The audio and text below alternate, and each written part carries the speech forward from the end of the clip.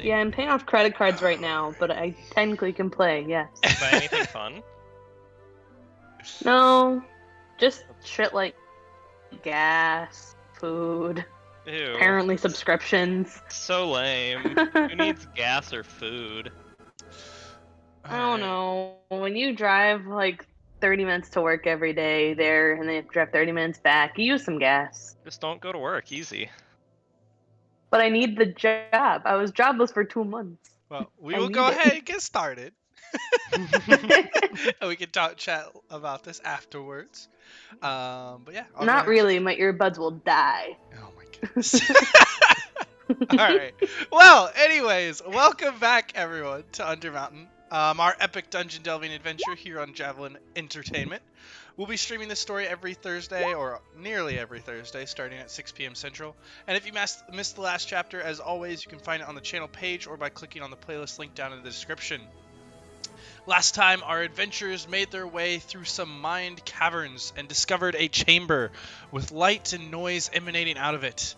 Inside, the party found a woman who went by the name of Midna and called out to them a bit apprehensively. Ari talked to her for a moment and mentioned they were traveling with Halleth, and her demeanor suddenly changed. She caused some sort of unseen entities to bring Halleth to her, and they discussed, with the party watching curiously. Halleth began to move aggressively towards the woman, and the party reacted in defense, unsure of what was happening.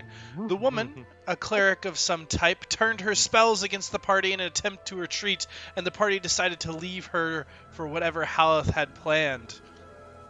Halleth stepped forward and crushed her windpipe before searching her body and slowly turning to dust after retrieving some sort of amulet.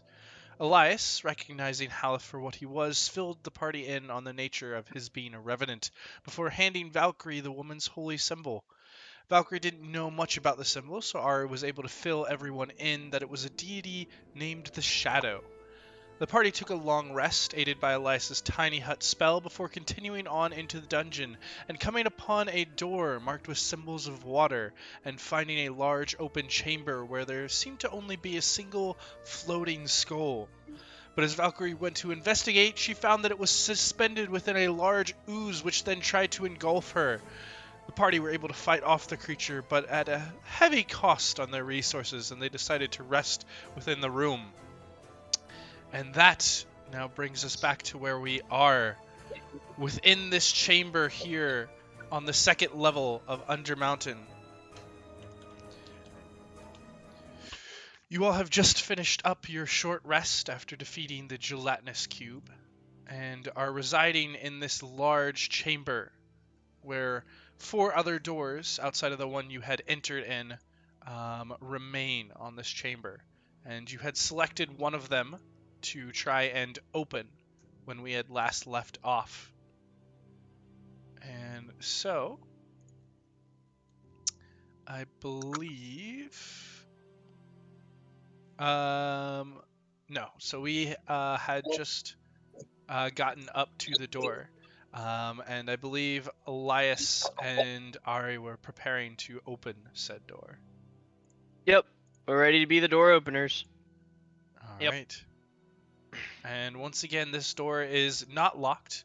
And as you go to press up against it and open the door, you hear another kind of pop as the door wedges open from its sealed lining and opens up into another chamber. In the center of this one, you see a large stone slab, and on top of it, some sort of construct or sculpture.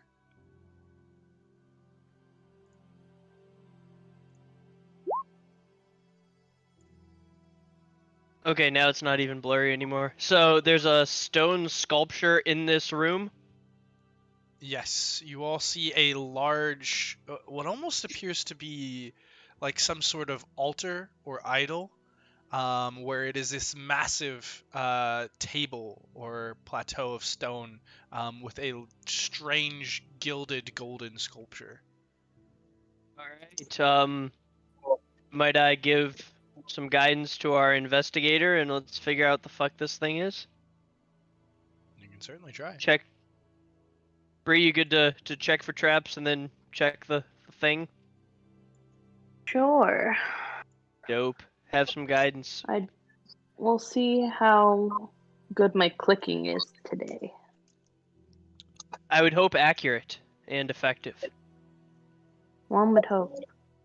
So is that just a nice regular plus D4 investigation?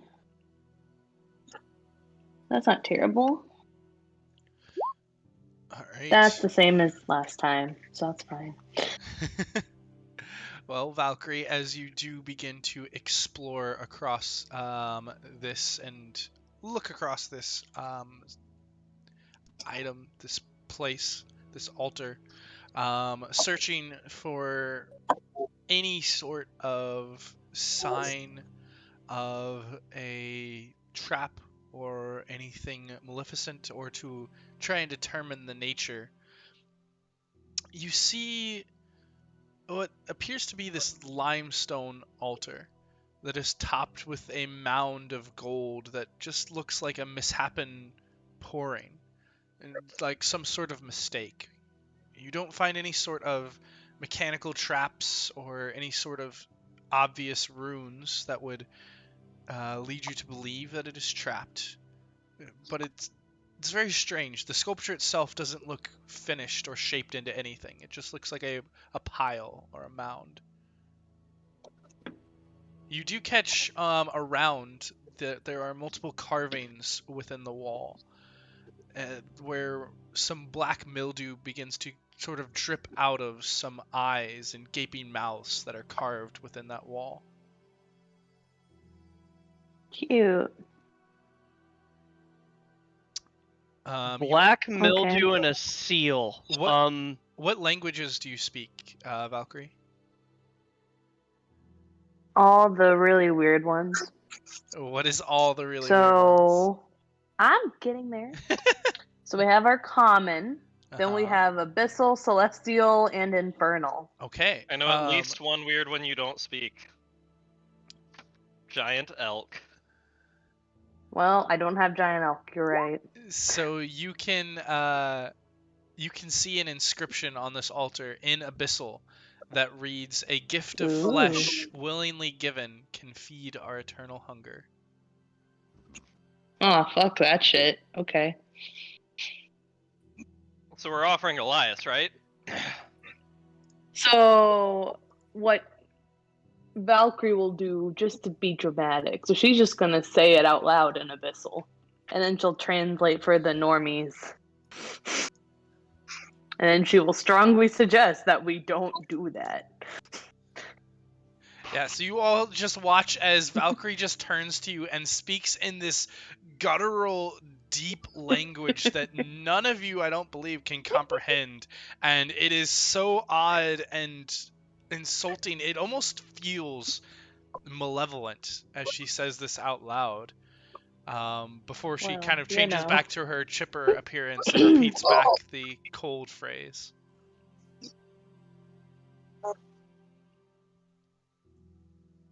Basically. I'm gonna look at the door seal a little closer as well. Okay, you can make me an investigation check as well. Is it comparable to other door seals, or is this special in some way? Go ahead and make me an investigation is what I'm check. looking for. So, does this altar look, oh, nice. Very nice.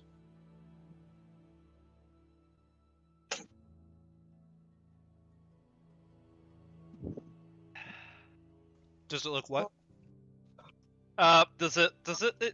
It looks pretty evil, right? You can make me an insight check if you want.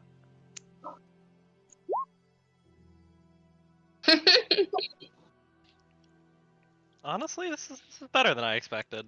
So the altar itself doesn't look notably evil. It's a block of limestone with an unfinished sculpture on top. But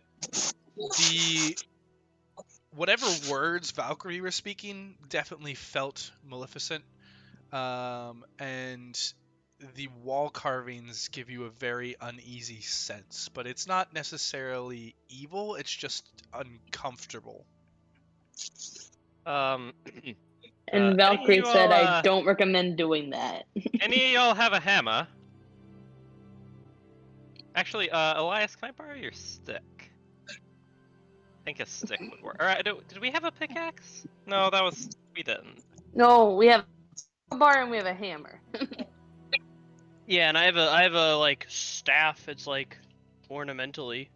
Yes, I What do y'all also think's have better for staffs. whacking? A hammer or a staff? I Probably would. just staff. You want to be further away when you whack if whacking bad. I'm not whacking with my staff, so y'all can Well, have your fun. staff is all magical and shit. Yeah, my staff.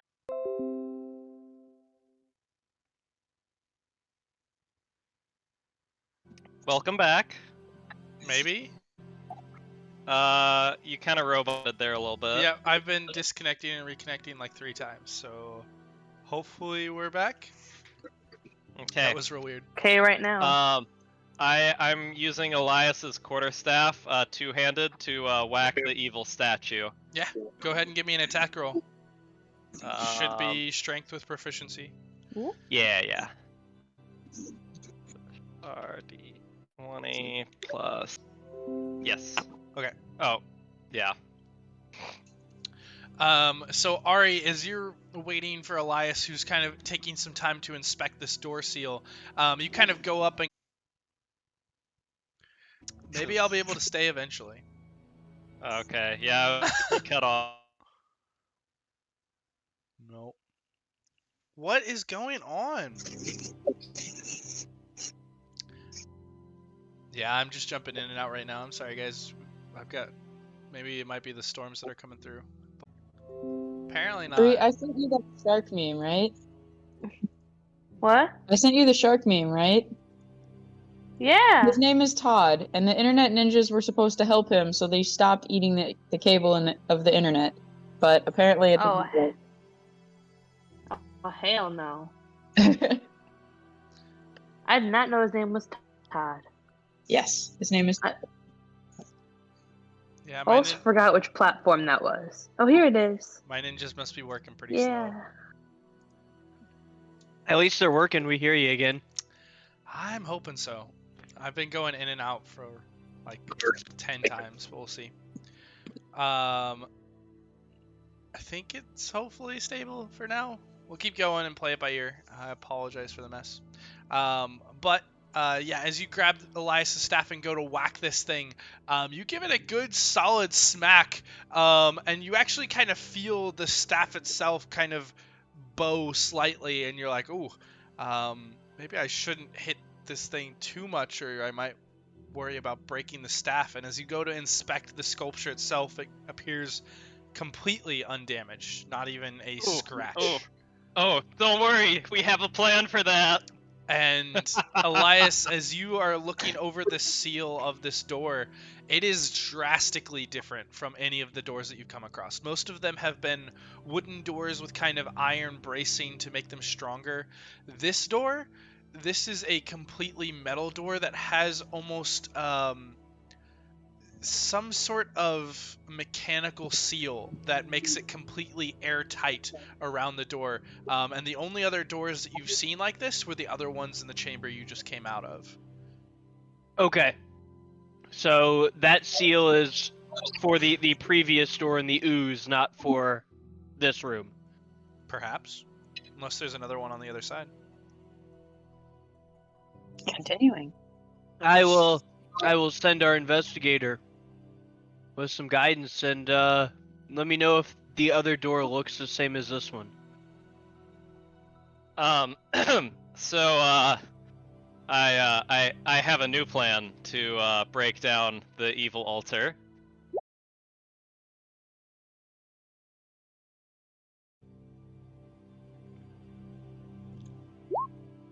That'll hit.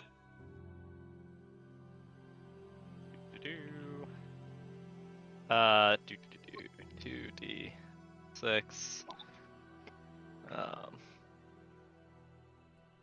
Alright, 10 thunder damage. Plus the bludgeoning damage if that matters. yeah, go ahead and roll it. 5 bludgeoning damage. there is a thunderous crack that rings out as all of your ears begin to ring for a moment, like some explosion just went off. And Ari, you kind of look over to inspect your handiwork and kind of scrape off what looks to be a small blackened smear from the spell, but the gold underneath is still completely untarnished and unchanged, still in that just odd, goopy shape. Interesting. Alright, well that was all my plans, so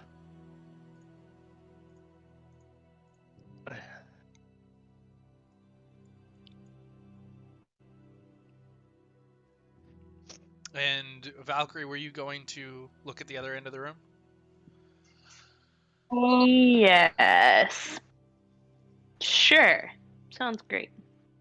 All right, you walk down to the other end of the room and you see that it is a hole that connects back out and doesn't seem to have any sort of door. No door. No door. No door. No door. Hold the door. No, too soon.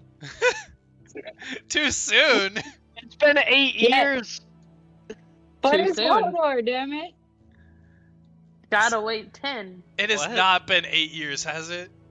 I think so. No. what on earth are y'all talking about? Oh Game of gosh, I hope Thrones. not. But yes, regardless, you have hit this sculpture twice without seeming to damage it at all, either by typical weapons or magical means. Well, if thunder damage doesn't hurt it, I'm out of ideas. That's kind of my two whack objects.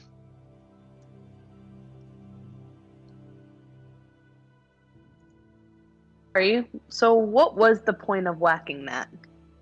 To break You it. know it wants your flesh, right? Yeah, I was trying to break it, you know? You shatter it and then it's gone, and then no flesh sacrifices, because those are bad.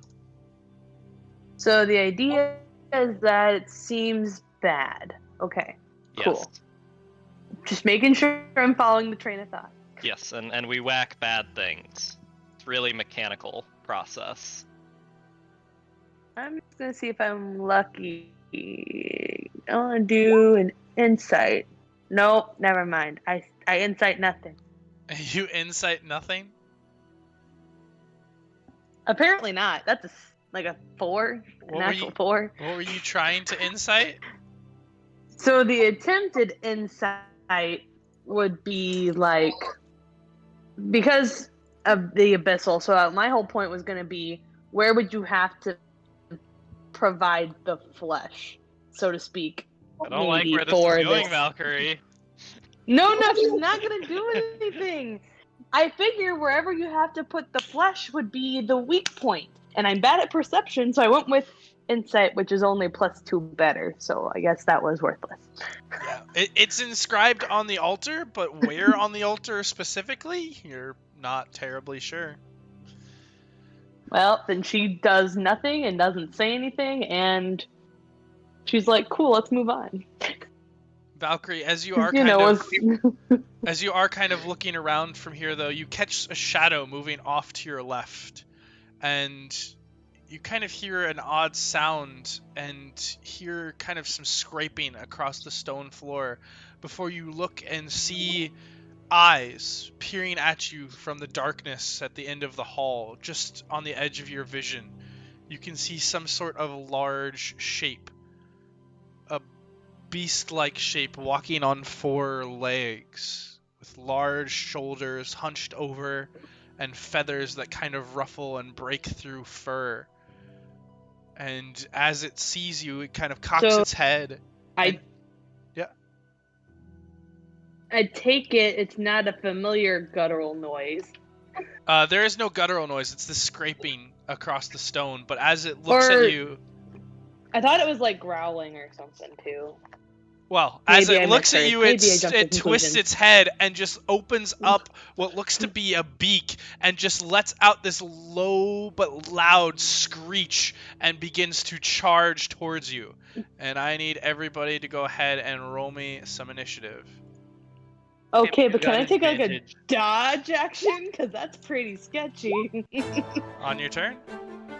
Am I still a wolf? Okay, Or is but that- see, that's Yes, you still have an hour left on your wolf, roughly. Cool.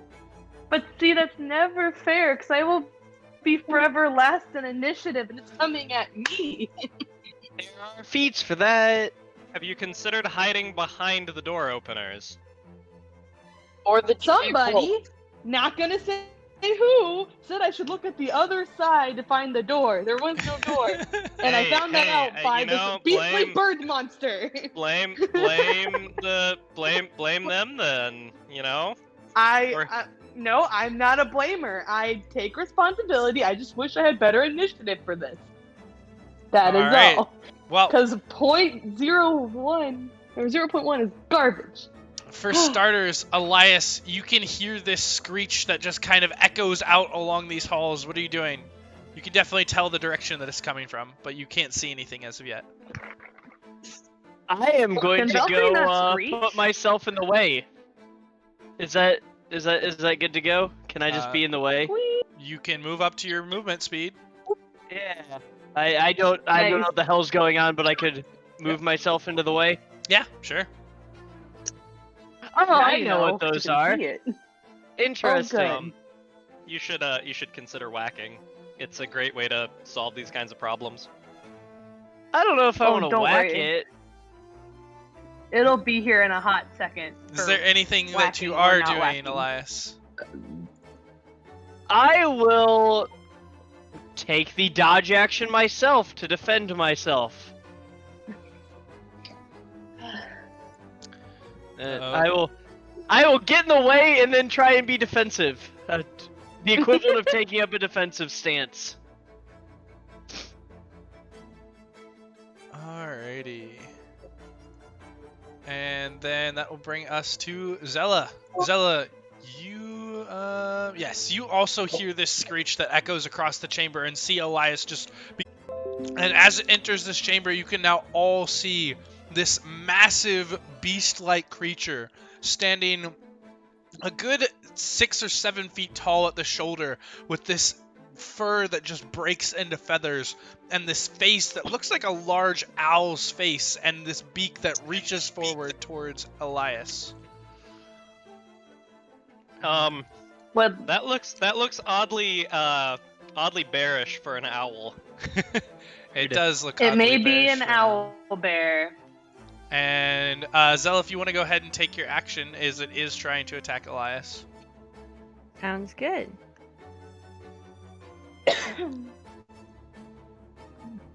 All right. The first one does not hit, but the second one does. Take it.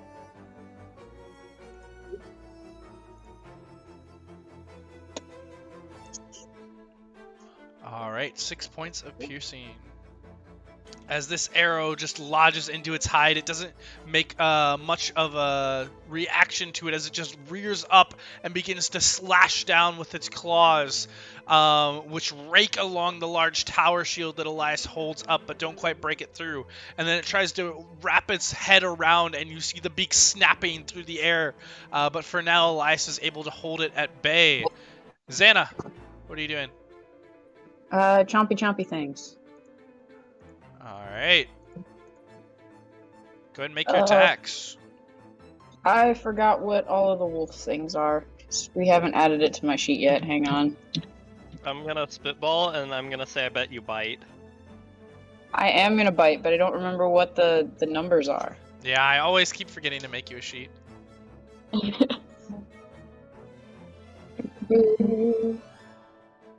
Okay.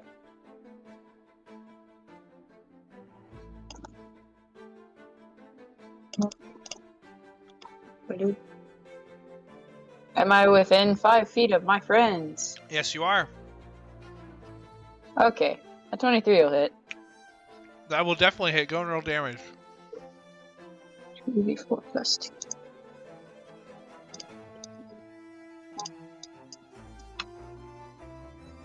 Oh, okay, 5. And it needs to make a strength save. Is there a size category limit for that strength save?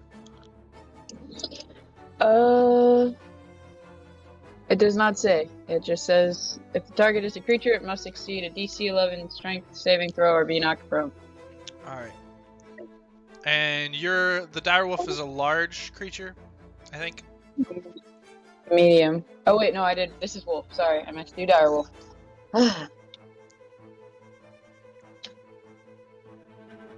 Yeah, direwolf might have more damage on its thingamajigger. It does have more damage. All right, go and re-roll that damage for me then.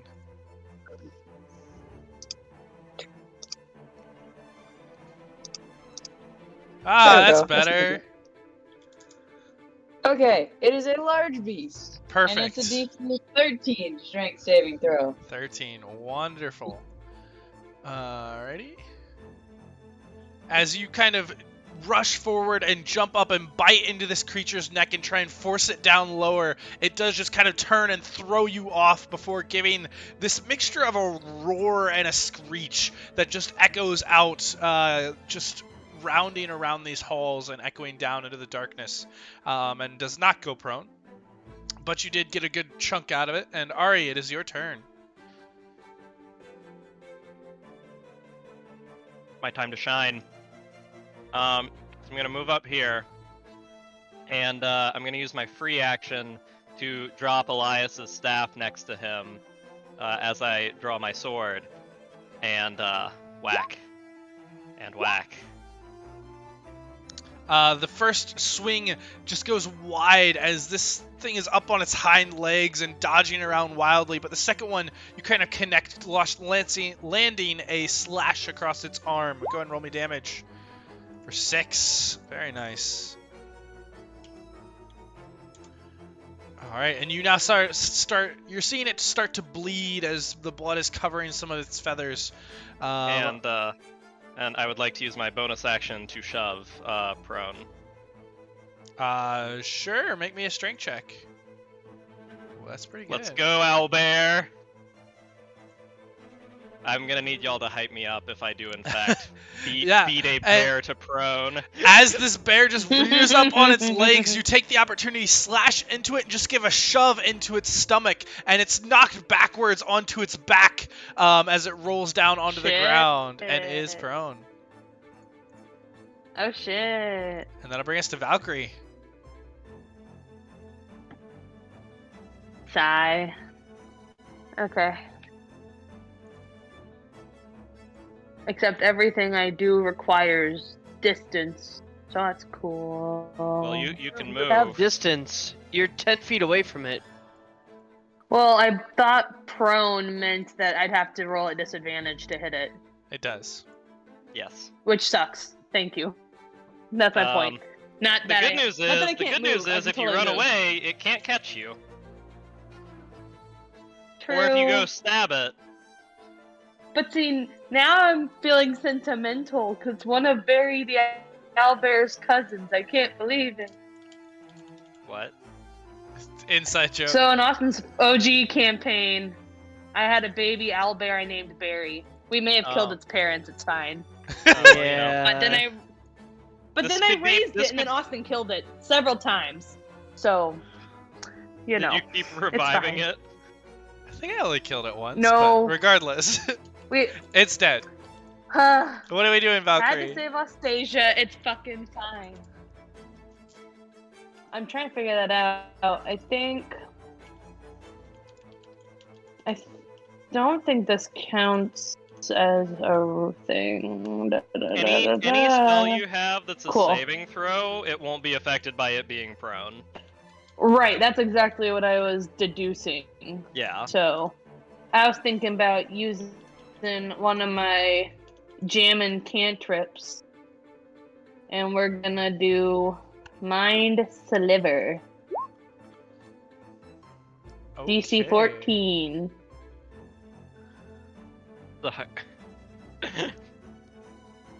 Intelligence saving throw. How intelligent is the owlbear? And hopefully a shocker to Not no a one, 14. it fails. Breathe. Yeah! And That's only rolling 1d4. 1d6. Yep, you should give me another d6 as well. Yeah. Oh, hold on. So I didn't have it scale. 1d6. So it's 7. Fucking whatever. Yeah, so -7 health and -1 to the next saving throw, and I'm gonna fix this. Yes, as it is on its back, you just reach out with your staff and kind of pull this magic over its head, and it sinks in underneath the skin and begins to shake its head violently in reaction. Seems to have full effect. Elias, this thing is slowly kind of shifting up from its belly onto its back, trying to stand up. What are you doing? I will use object interaction to pick up my staff. I will bonus action shillelagh, and then I will whack. Go for it. Ooh, good whack. I don't think it's actually object interaction because I believe that takes an action, but we rule that picking up things is a free action, so you're good. And that will hit. So go ahead and make me a go and roll damage. 8 points of bludgeoning. If it stands up, that counts as movement, right? No. Are you sure? Yes. Well, All right. Well, actually, I'm not sure because it does technically use movement. yeah. Let's- Let's. I'm actually on the combat compendium. Let me look that up. Yeah, see if you can find an official one. I'm actually willing to give you the movement damage on this since it does actually use its movement to do. But first we'll get to Zella. Zella, this thing is down on the ground, kind of behind this altar at the moment, and so it does have partial cover from you and at disadvantage from range. What are you doing? Well, I guess it's still worth a shot. That's about all I do.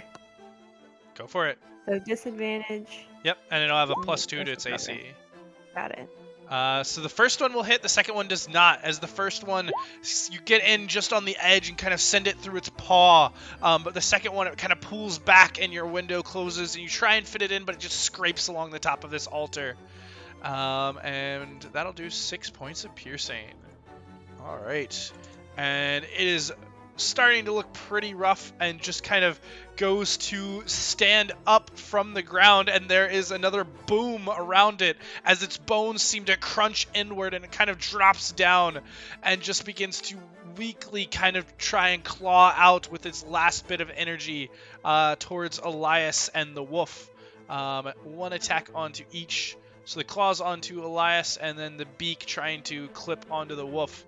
But as its claws try and go upwards, as it hits the edge of the shield, there's just this cracking sound as it seems to break its own hand or paw in the attempt of doing this. And the bite just kind of begins to falter, and it'll roll at disadvantage. But I believe that still hits a 15 to hit the wolf. I think it's an AC 14. And so as it's just kind of on its deathbed, it just reaches out and bites in with a surprising amount of force onto the wolf's leg, and you will take 12 points of piercing damage. But it looks just about dead. And it is your turn, Xana. Okay. Sorry, trying to do homework. My mom just called. It's chaos over here. No worries. Oop. That's a no. We'll try that again. There we go. Alright, that will definitely hit. Go ahead and roll me some damage. And with that, as you see it weakly trying to move, you just reach out and bite down into its neck, and with a quick snap, it stops moving. And it does appear to be dead. And looking around quickly, there does not appear to be any other entities nearby. Well, great work, everyone. What is out this way? As you look, it looks to be a T hallway that continues on. Okay. But nothing obvious of what the owlbear came from? 300 feet out? You see a wall in front of you, and Okay. then what looks to be a hall going north and south. Okay. Do we know if he came from the up or the down of the T? Valcrie would have seen him coming from the south. He came. Cool. All right, welcome. let's group up in semi-battle formation and head on out. Oot. Let's keep Are moving. are owl bears lootable? You can Maybe certainly claws. Try. I mean, is there anything of value? Like, do people want owl bear Do that. claws or beaks or things? I don't know. No. I want Barry back. Aw. Barry hasn't even been born yet. I loved Barry. I know, but Barry was such a good owlbear. Man. It's fine. Hey,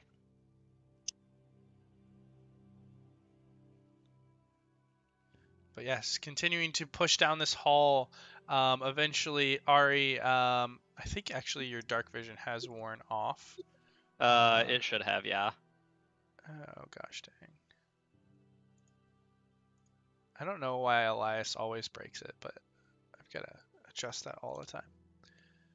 Actually, My bad. It's fine. I think whenever I reset it, it should fix it for you, right? Yeah, normally I just refresh roll 20 and it works as well. Cool.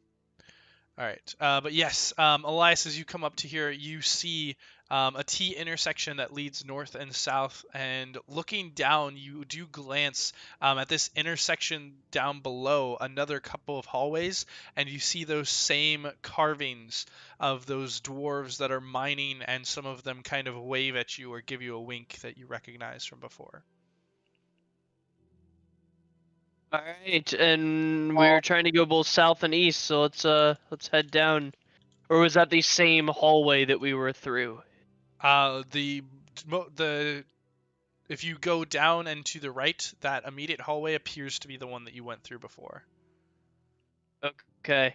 In all of these resets, I have lost my map, so Yeah, I I'm have pretty, no I'm idea pretty where we've lost been. too, compared to, like, yeah, I'm not sure where we've been either. Yeah, it's gonna be a little bit rough on where you guys have been. So I'll try and help you. But yes, you guys have gone down that way, was your original way, and it looks like this was the north passage that you passed up before when you came to this intersection. And it does continue to the north, which you haven't explored, and to the south, which you also have not explored. Like down this way? Yep. We would like to head that way then, guys? Does that work for you? Sure. To the down. All right. Down to the south.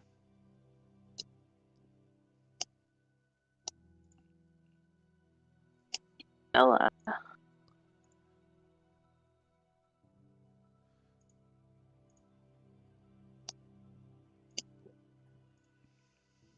And continuing down, it is still just more of these large, long stone corridors, and the dwarves kind of wave and give you winks as you pass by, and it's a cheery bit in this darkened area that kind of gives you a moment of reprieve. But quickly they fade to the background as you come to another curve in the path, and looking forward, Elias, your vision extends out and you can see that there is a small break in the wall, but other than that, the hallway appears to continue for a good few hundred feet.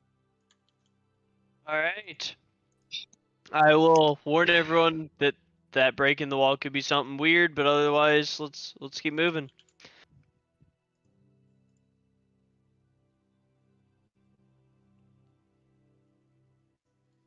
And moving, as you come upon this, it doesn't appear to be too much. It appears to be another mined out area that you had seen before, where the rock in the stone wall has been chipped away to a mined dirt path with kind of dirt spilling out onto the cobblestone that you're on. It appears to go back maybe 20 or 30 feet before turning and curving out of view. Do you have my vision set to have, like, the 15 feet of bright and 15 feet of, like, dim? Yes. Okay. For performance of Roll20 purposes, it was a lot smoother when it was just the 300 feet flat. So if you could make it either all, like, bright or all dim, just like the visual won't be quite as pretty, but it's so much more performant. I think it would make the map bug out less. We can try. I don't think that was it because that was I Yeah. didn't change that. But if it's better on your end, then I don't mind. Yeah, it's just easier for me to deal with.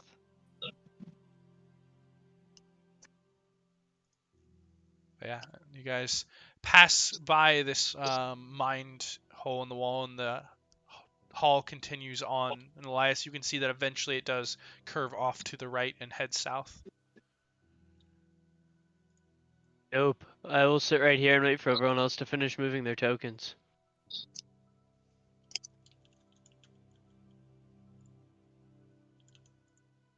I've been a super explorer.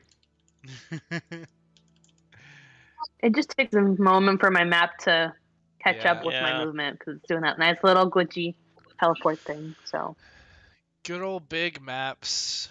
I think we will probably have to go to the smaller ones, even though they were a little bit weird with token sizes. I think that ran a lot more efficiently. Yeah. But yes, you guys see another long hallway that extends down a couple 100 feet before turning off to the west.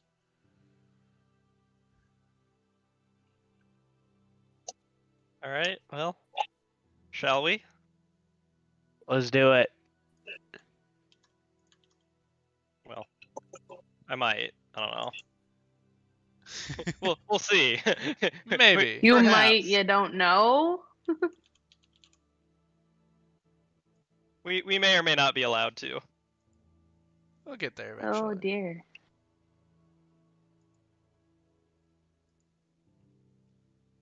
Skippy's decided he wants to play fetch, so he's just poking my arm with the ball. What a guy. Relatable. What a bro. He's living his best life. All right, Jess, you should have your direwolf sheet now. Also, what a fucking hallway. Yep. And it Cool. continues on. You continue wandering in this, not hearing or seeing anything. The walls are bare. The tunnels just continue to extend down. And finally, Elias, you can see another split where one of them appears to go off to the west before heading south, and one of them heads south before heading west. Alright, guys, 1 or 2? Yes.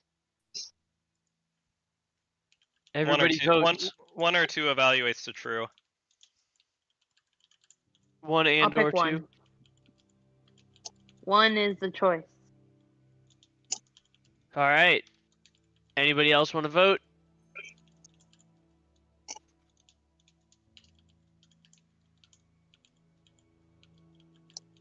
Which way does the air smell better? I like the Gandalf method for picking tunnels. Roll me a perception check. Wait, I can do that. You can do it at advantage, Xana, with the wolf's perception, which is just a +3. And I will guide you. Or no, So it's an advantage your with- perception. Yeah. That's Is it? still yes, it is because it's still a mental stat. You keep your wisdom, charisma, intelligence. So then roll a d4 on top of that. Ooh. Okay. Noise. Now we have Austin thinking about what the monsters smell like, and I'm here for it. Do any of them smell like chicken? Like Can I get chicken? advantage? Can I get advantage on future rolls to smell bugbears specifically? Perhaps, depending on the situation. But as Xana kind of tries to smell both of these passageways, both of them smell damp and musty, and yet not the typical smells of degradation. There's no earthiness to it. Despite the clear earth around, it's just kind of this uncared for but not unclean area. And so typically a dungeon like this would smell awful, but this one just has kind of an old antiquated smell. Down the tunnel to the west, you don't really smell much of anything. It appears to be more of the same type of stone passages that you've traversed down for some time. But to the south, you actually do pick up just a hint. It seems to be far off, but you do pick up a small bit of something familiar. And kind of trying to put your finger on it, it does kind of give that musky scent that you've sensed before around bugbears and other goblinoids.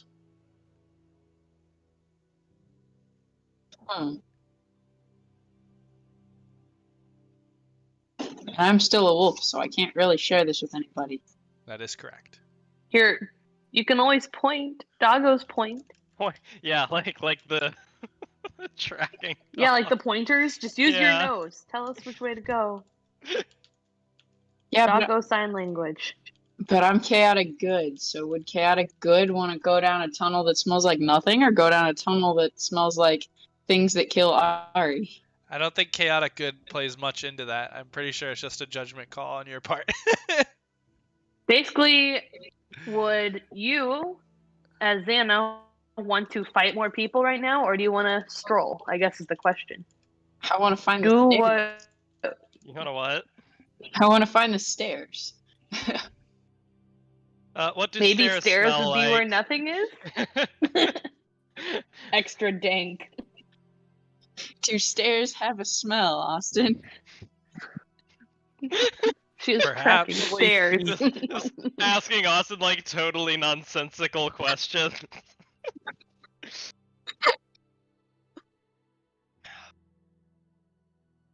Are you pointing either direction, or are you just kind of staying there, going back and forth, back and forth? I'm going back and forth, but it looks like we've lost an Elias.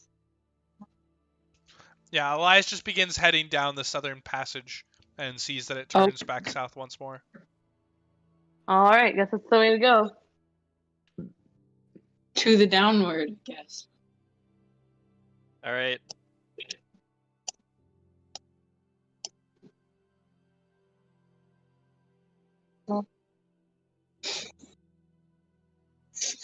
I feel like fighting bugbears in this heavy armor, we're gonna have a turn of fortune for the better. I should hope so.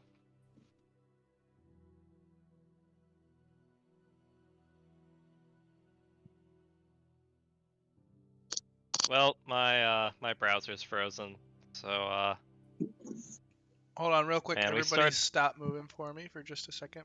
I gotta make sure. Oh, never mind. We're good. We're good.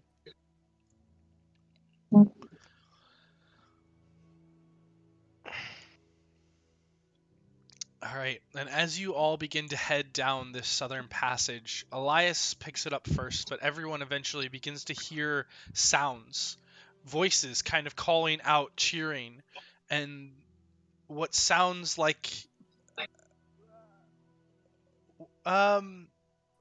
almost what sounds like a bit of either combat or some sort of close physical interaction. You hear bodies kind of hitting or punching or pressing up against one another, and you hear cheering and calling out of different voices that all sound gruff and low, or kind of hollers out and cat calls and things like that. Goblin Fight Club. Let's About go. Goblin Fight Club. Alright. Who is going to enter into Goblin Fight Club? And why is it Ari?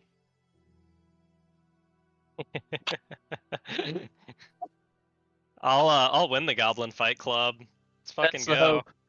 As long as there's no bugbear. No, I have armor now. We're good. Ah, okay. And Elias, as you I was fighting, down a full ass feet and like 6 AC. We're gonna be good now. Elias, you kind of peer into this chamber, and you can see now the edge of a few figures that are kind of standing around in a ring. past this initial chamber and into a second one. Oh my goodness, why does that keep happening? There we go. I don't know what's going on. But you can hear these kind of shouts and jeers, and you can see a ring of individuals, armored humanoids as well as these large hairy goblinoids that do appear to be bugbears, past this initial chamber and into a second one. What are you all doing? Let's walk on in. Let's get a guidance running on one of the talkers, and let's see if they can tell us where the stairs are. Walk in like we own the place. Yeah. Valcrie, Ari, who wants to be the go to talker? Alright. Fight Club. And Talk I Ari, vote immediately. Ari. Ari, Ari's the talker. as you get right about there, as you begin to enter into this area, kind of casually strolling forward, and actually, let me see. You see as one of the entities in the ring kind of looks over and glances and begins to catch your eye, and just you hear this shout out, just, "Hey, what's that?" And at the same time, I need you to make me a Constitution saving throw. Ooh. Me or yeah. Cool. Oh. Okay.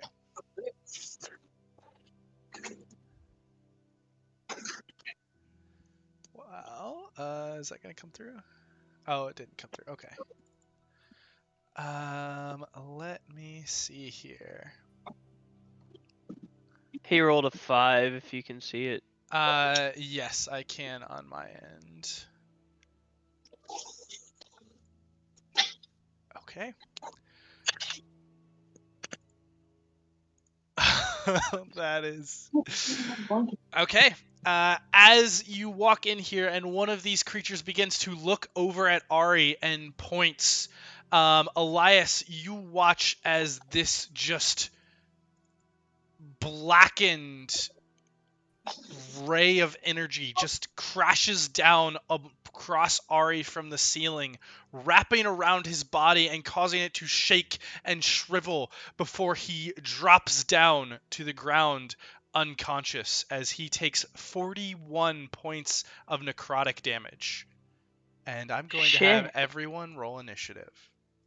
I don't want to fight them. Oh. So they don't want to play with us?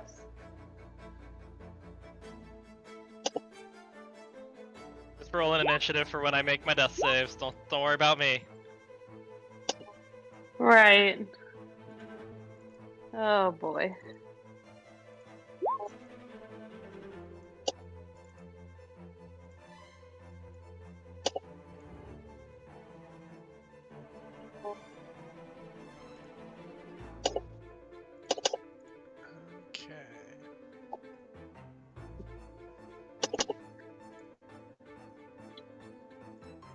These are some low initiative rolls, guys. Is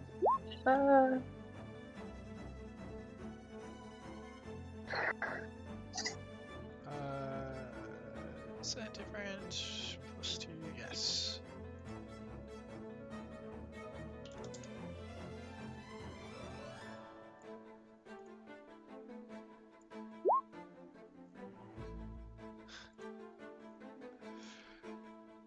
Okay, well, this is gonna be interesting.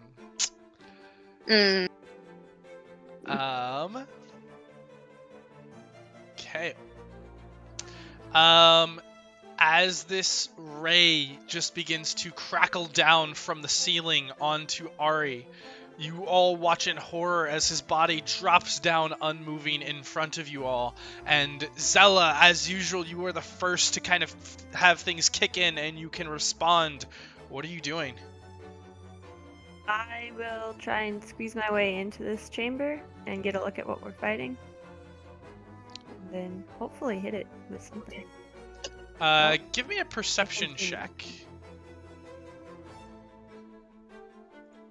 Actually, no, your passive perception is enough. As you enter into this chamber, your eyes look up towards the ceiling where that ray came from, and you can see a bulbous body with an open mouth, a gray-white pupilless eye, and 4 eye stalks drifting off of its body, floating near the ceiling. Ew. Disgusting. What the fuck is that? Luckily, I feel no sorrow in shooting ugly things, so I will try and shoot the ugly thing. Shoot it. Shoot it. That is what you see on top of the I Ew. ceiling. just like that immensely. Ew. And you are shooting Take at it that. away. The first 2 will hit, the third does not. Cool, so the second one gets the little extra. Yep. And I'll duck back around the corner, having seen that I do not appreciate it. It's gross. That's exciting. They're so cute. No. The owl thing, that was cute. No joke.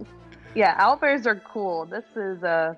All right, and as you duck back around, Elias, you hear shouts from inside the chamber as word begins to pass around, and you see an entity kind of step forward and raise its weapon. You can see a mace in his hand as he begins to rush forward towards you all. And Elias, that'll bring us to your turn. So first of all, we're gonna use a bonus action to healing word up our other tank. So Call. take 6 hit points and stand back up. I can do this all day. Exactly. Or at least until I run out of spell slots. From there, let's hell, I don't know what a beholder is weak to, do I? Nope. Let's see if In fact, you're not necessarily even sure of what this may be. You've heard a few legends, but let's make a DC 15 dex save. Let's blast it with radiant fire. sure. Whatever the hell that spell's called. Radiant fire. Radiant. Sacred Lame, yeah. Same difference. Yeah, Alright. DC 15 dex. As you launch this bit of radiant flame up towards the ceiling, you do see as it wraps around the creature, which just in response, but it does seem to do the damage. Go ahead and roll that for me. We'll take 6 points of damage.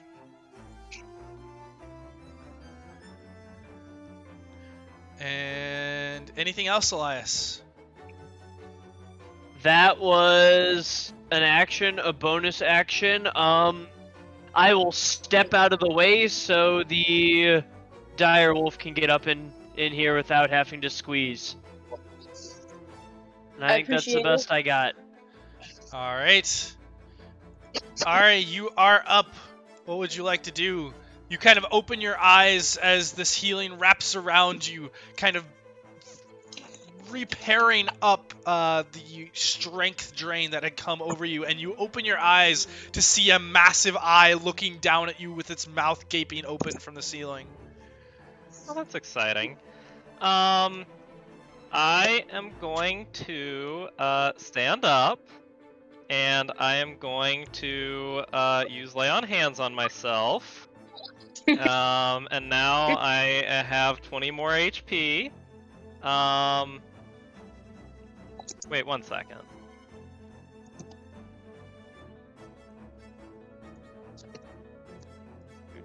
If my internet would work.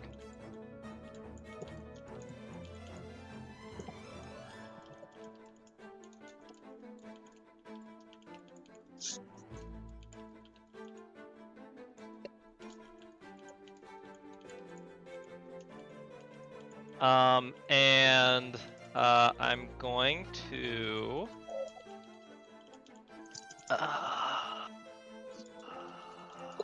sorry.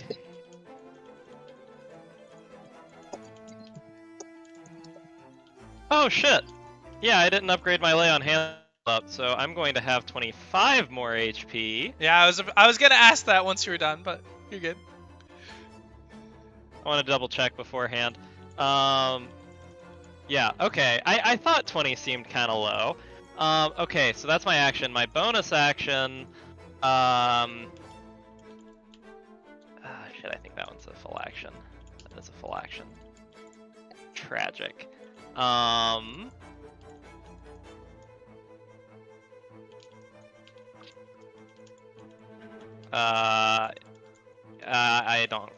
not gonna use my bonus action. I lied. I thought I had something useful to do. And I will stand up. And I think that's it.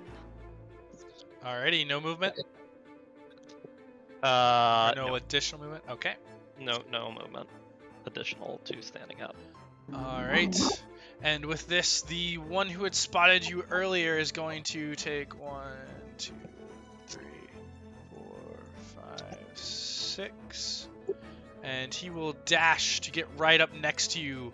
Also kind of brandishing the same maul type weapon that you have come to know and love from these bugbears, or Morningstar, excuse me. And that'll bring us to Valcrie, as you can hear the sound of other voices as they begin to come from the other chamber. Yeah. Let me see. Oh, wait, I can do that. What does that one do?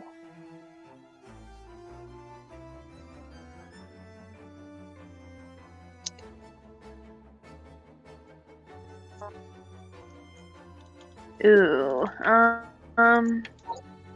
oh, I'm guessing a beholder is not a humanoid. Bummer. This does not look like a humanoid at all.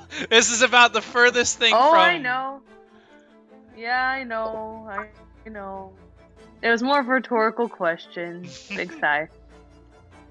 Okay, I'll use that later, eventually. Da-dum. I don't know. The big ooky spooky was kind of fun.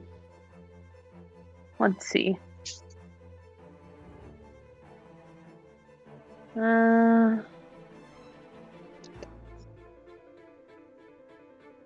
Oh, bummer.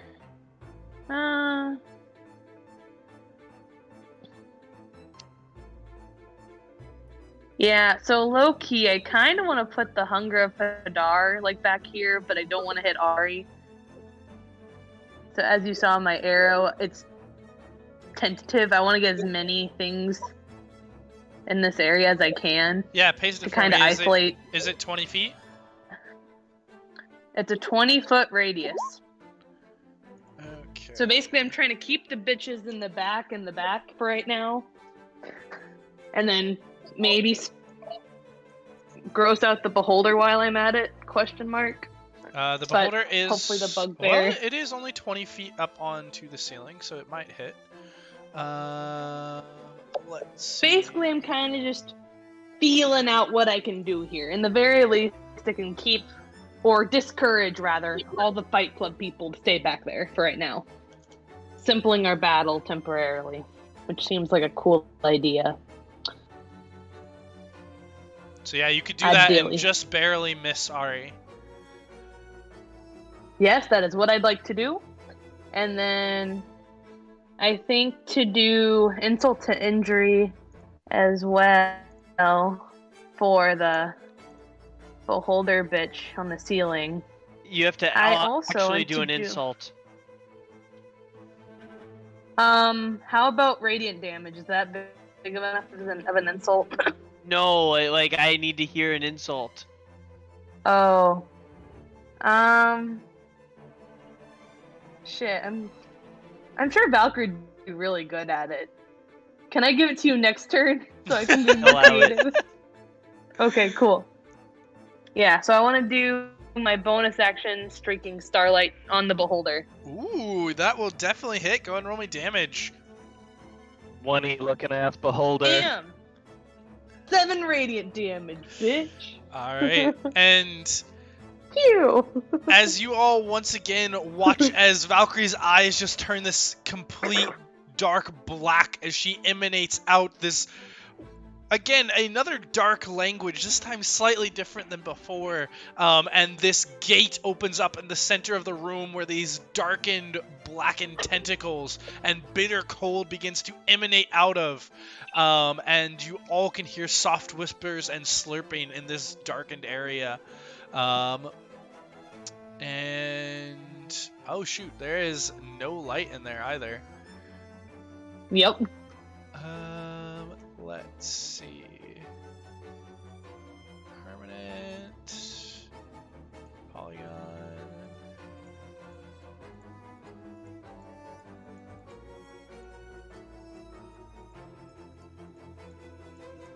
All right, as it all darkens over.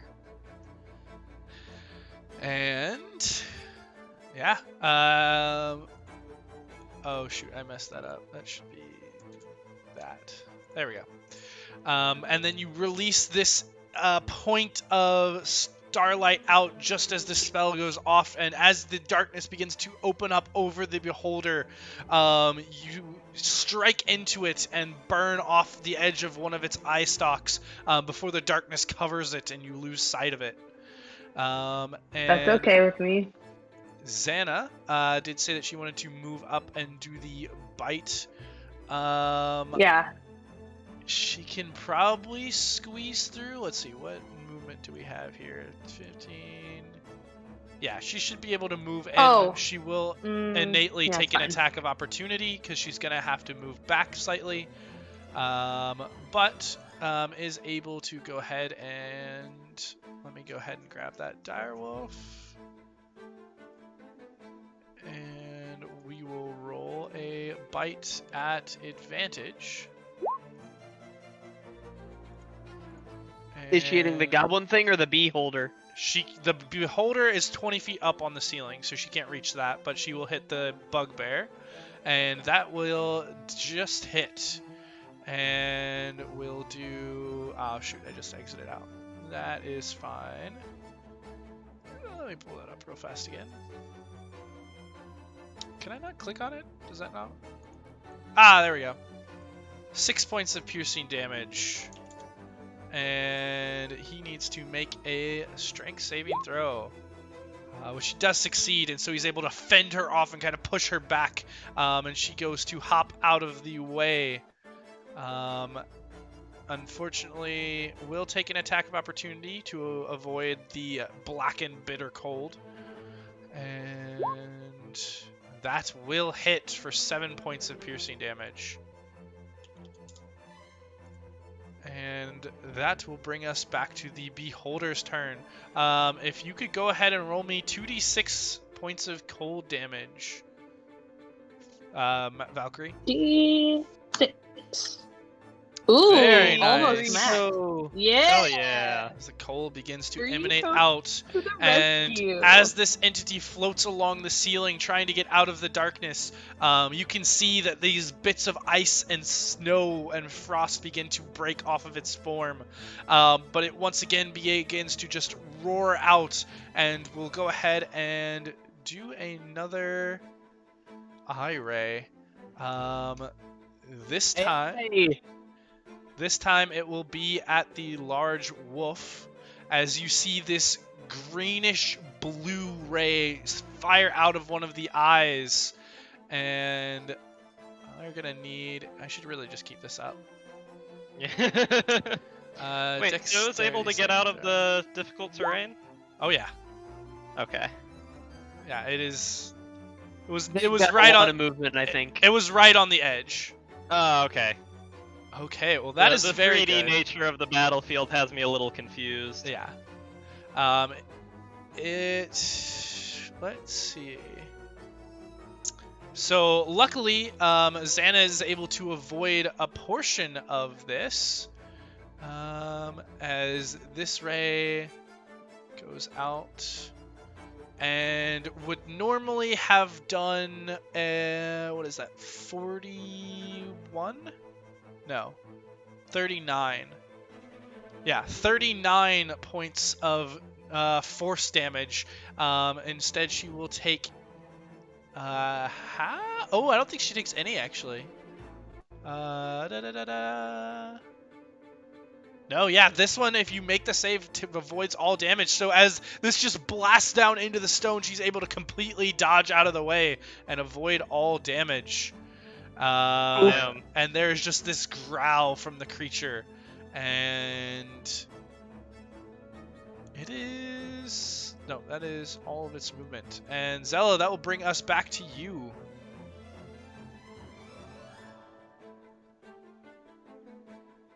I had a really similar plan to Valcrie and wanted to cast Bite Growth, so I can just cast that pretty much to overlay what she has, and we could do our damage at the same time. You can indeed.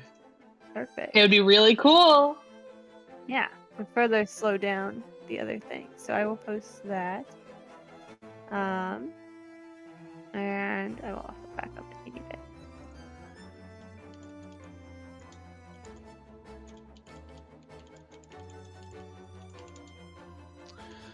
Okay, so 20-foot radius.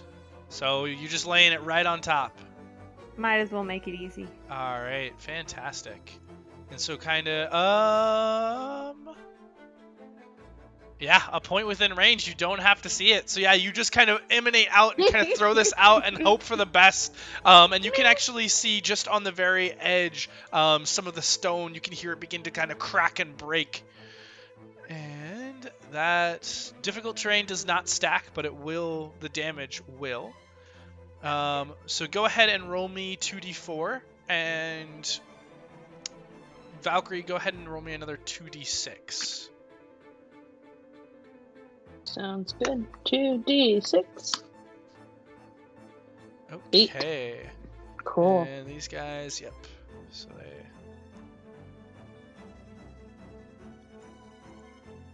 And so we'll take the 11. Valcrie, you can hear screams from the other side. So under her breath, just so she doesn't look super manic, she's definitely just gonna giggle a little bit, feeling really good that her thing is doing good. The Lord's work, if you will. Yeah, I mean, it's a lord of sorts. We can't expect God to do all the work. She's merely a disciple, of course. Oh wow, I have a ranged attack. Hey. This is gonna be fun. But yeah, so chuckling under her breath just a little bit. All right, well that Hashtag chaotic neutral. certainly made things interesting. Okay, Elias, it is your turn. I will have it make another DC 15 dex save. All right, and it is still kind of slowing from the ice and looking down at the wolf-like creature, and you just cause this radiant flame to burst along it, and it was not paying attention, and so you hear it give another roar as the flames burn into it. Go and roll me that damage. 9 points of damage. Very nice. Anything else? And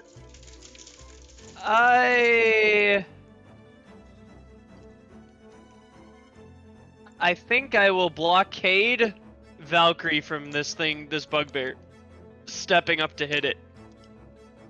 Or stepping up to hit her. All right. I will plant myself there. Yeah, I think that's all I've got.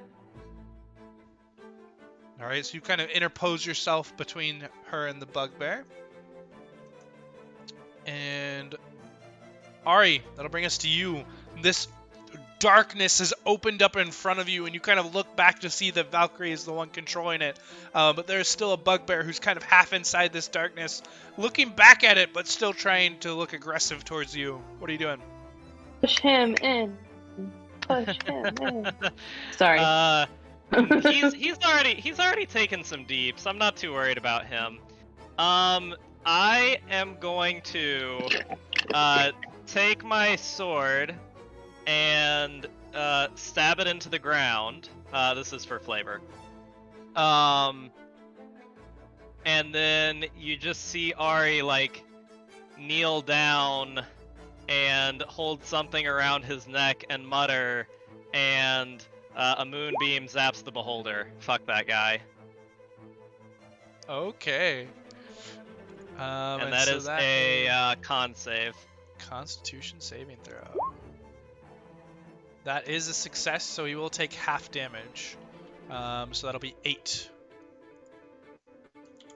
But yes, as this just because I can speak. As this radiant beam just shines down from the ceiling above, you see as it begins to wilt and the eye stalks that were kind of moving and pulsing around its body shrink in close to the sphere that makes up its core.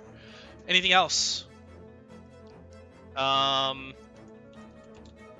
Excuse me. No, that's gonna about do it. Alrighty. And I'll go ahead and pull that in while we're waiting. And 5 feet.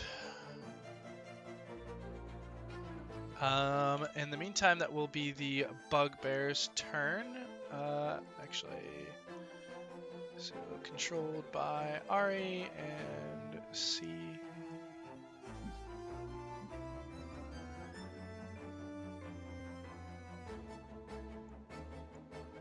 Seems a little bit big. Let me reduce that slightly.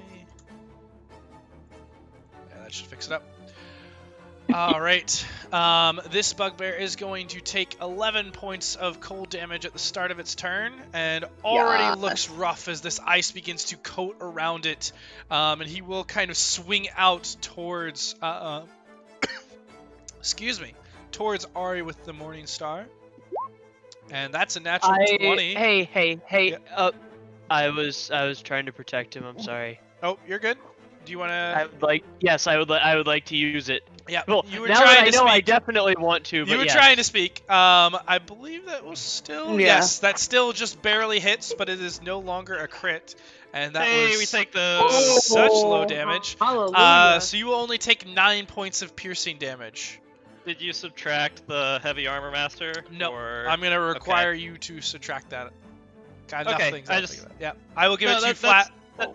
That's good. I just wanted to make sure that's what you were doing. Yes, yeah, I will give it to you flat.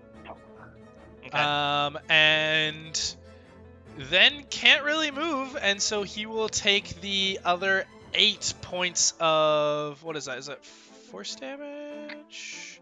Acid damage, as his legs begin to burn as the fur sears off, and you can actually see as this acid coats around the bugbear's leg, he kind of moves the leg out slightly, and you can see the bone protruding out already, and this bugbear is wobbly. Tentacles. Valcrie, it is The your slurp, turn. slurp. Okay, well, Freya just pinned me down, so give me a second. I Oh, need to good get job. up. Good job, Freya. Freya's proficiency in athletics. Yes, she is very good. I am very vulnerable to her cute. I think.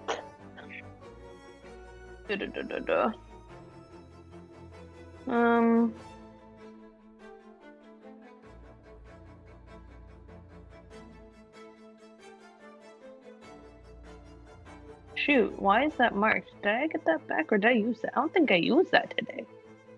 Oh, long rest, that's why. Cool. Good job, me. I'm glad I keep notes. I think we are just gonna be basic bitch and do Eldritch Blast twice on the Beholder. Go for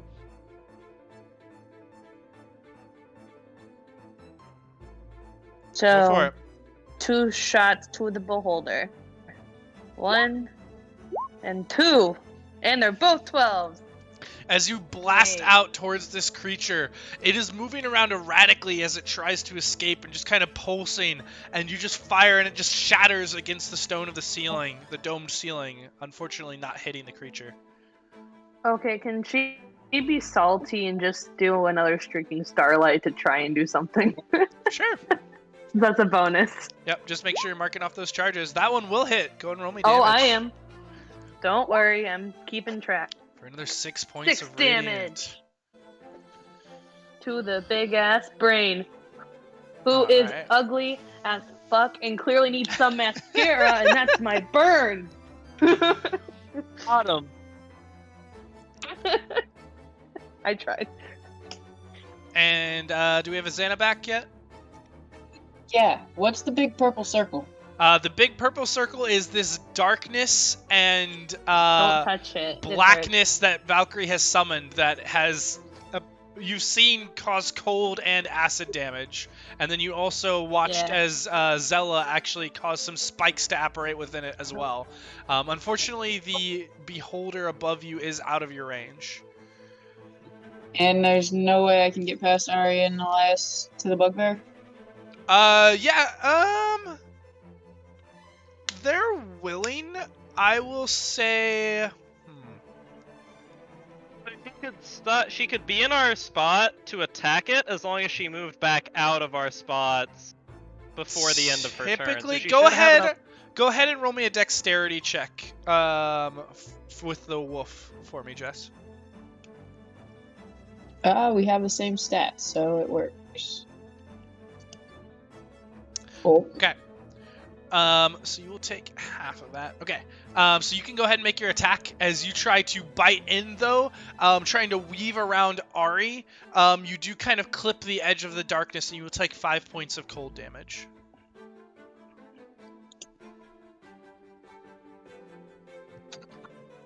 Trying to fit in this tight space, but you can go ahead and make an attack against the bugbear with advantage.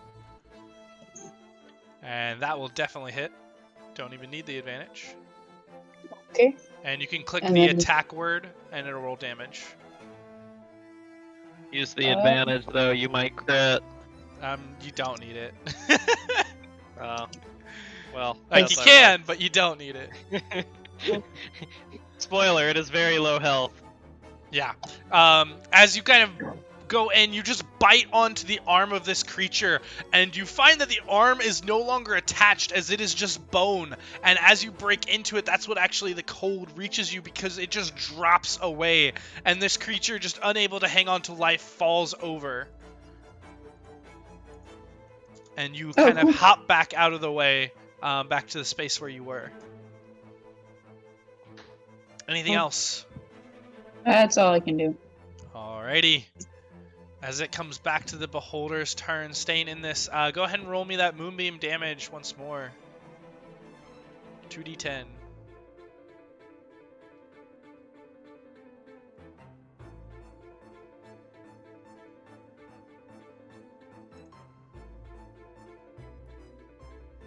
Andrew. Sorry. Wait. What? Do 2d10. Yep, Oh, 2d10 sorry. for moonbeam.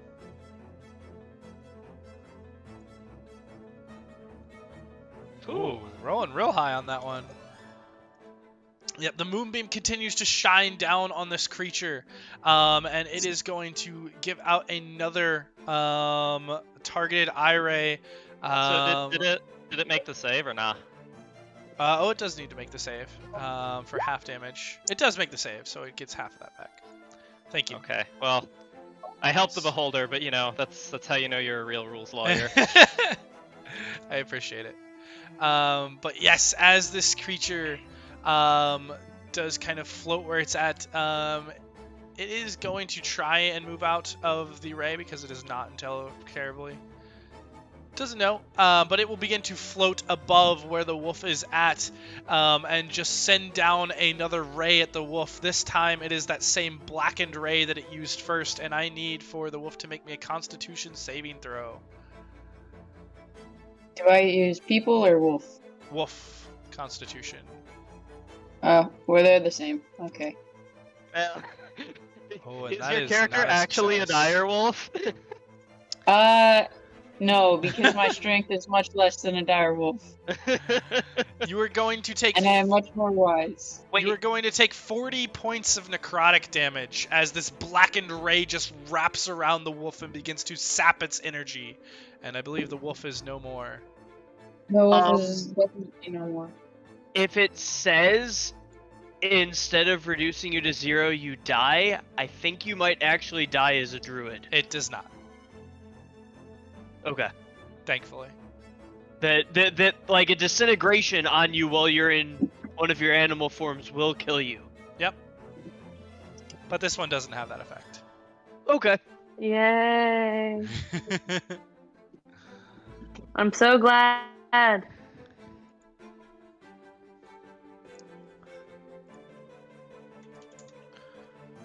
Okay, and you all watch as Xana is thrown back into her human, or into her elven form, on her knees, weakened and barely able to stand back up as this creature just looms overhead with this nasty smile.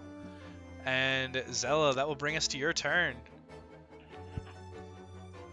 I would like take some shots at the creepy floating eyeball. Go for it.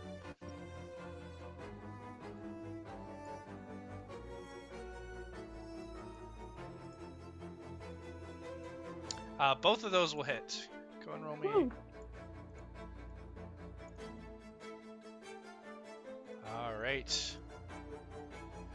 That'll be 6.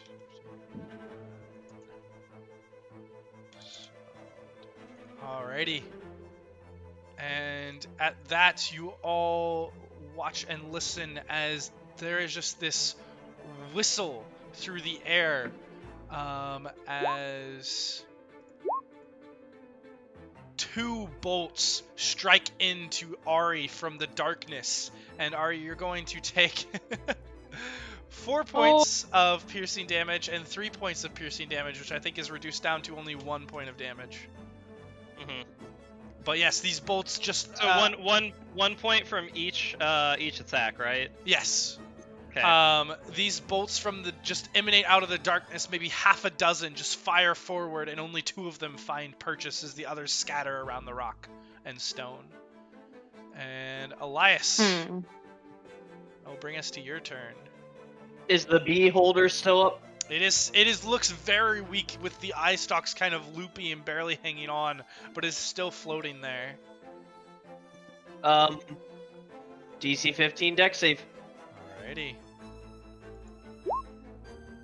And it fails. Go and roll me that damage. Okay.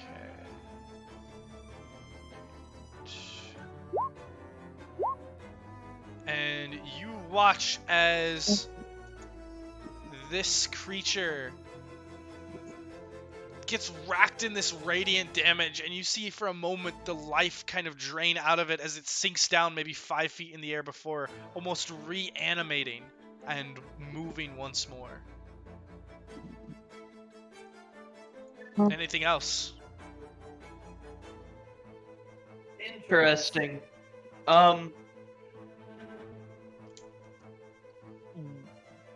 Did it look like it... Sam, will you mute your mic so it's not echoey? So, did that look like it was some sort of outside magic, or just that I didn't kill it yet? You can use your action, or no, you already used your action. You can use a bonus action to make an insight check if you want. Yeah, I would like to see if I noticed anything out of the ordinary, or why it might have stood back up. Yeah, you can make either an insight or perception. Yeah. Ooh. Paying attention to this creature, from the stories that you've heard, beholders are supposed to be incredibly intelligent and narcissistic creatures. You haven't seen this creature say anything or respond intelligently. It has been fairly mindless, and looking at its attributes, you can see parts of its skin that were already beginning to degrade. The eye itself is pupilless and seems to almost be barely in a sense of life, and you put together with your experience that this thing is probably undead and hanging on with some sort of undead fortitude. All right. Sounds good. Hmm. But nothing would imply that it's futile to keep shooting it. I mean, it looked like you killed it and it's still alive, so take that however you want to. All right. I will let everybody know. All right, Ari, it is your turn as this bugbear has departed from this life in front of you, and the beholder has gotten slightly lower. Give me just 1 second.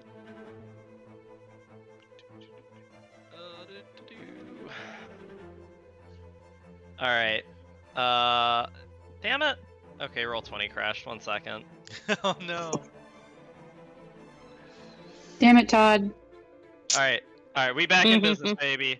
I need to, well, it's still loading. I need to roll con saves for concentration on Moonbeam. Yes, 2 con saves, DC 10. Yeah. Well, if I ever find us again and get to open my character sheet. Yep, both of those will succeed, so it is still up. Hell it is yeah. no longer on the beholder, though. So I'm gonna use my bonus action to move it onto the beholder. Alrighty. Hang on, I will move it as soon as I find us because the whole Oh. map's black for me again. There we go, I got it. Okay. Okay. Or you already moved it, that's fine too. So that's my bonus action. Alright, go And and roll me that then- damage. Would it be now or when the beholder starts its turn? It is moving. I usually roll these as they take effect whenever you move it over the creature space as well, Okay. because I think it's more fun and more applicable. So go ahead and roll me it. Okay. I am Yeah. rolling well, but it is saving well, so we will And see. As you move this beam over it, it just slices through the center of this creature and bisects it into 2. And you see it try and pull itself together, but just fail and drop down with a splat onto the ground. Xana, go and roll me a dex saving throw. Ew, does it splatter? Ew. You watch with horror at realizing slowly that how injured Xana is as this creature falls down in a heap right on top of her, and she is just locked in horror and cannot move. As it slams down on her, she will take 6 points of bludgeoning damage and is unconscious Oh. and completely covered by this creature. Oh goodness. Oh no. Might be. You gotta help her breathe, guys. She might be smothered. Shit, I should have saved 1 point of lay on hands. Hey, luckily you have a cleric.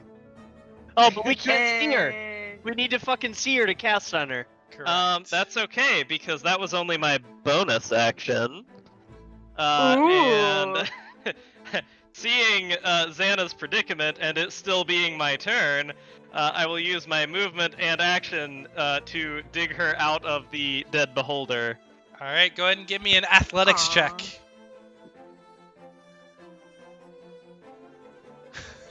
Oh. You kind of lean over and go to grab onto the eye stalks and pull, and the eye stalks just rip off, and you're just holding these 2 fleshy pieces in your hand, and you look down and you're like, oh shoot, I didn't expect it to be that heavy. And unfortunately the creature has not budged. All right, well that was bonus action, and movement, so that's all I got. All right. And as you all hear another kind of heavier whistling, and from out of the mist, javelins begin to rain, or out of the darkness, javelins begin to rain down. And one of them will actually pierce in to Elias, as he kind of turned around, wasn't expecting it, and you will take 8 points of piercing damage, Elias. And you kind of get your shield back and kind of move back slowly. Valcrie, it is your turn.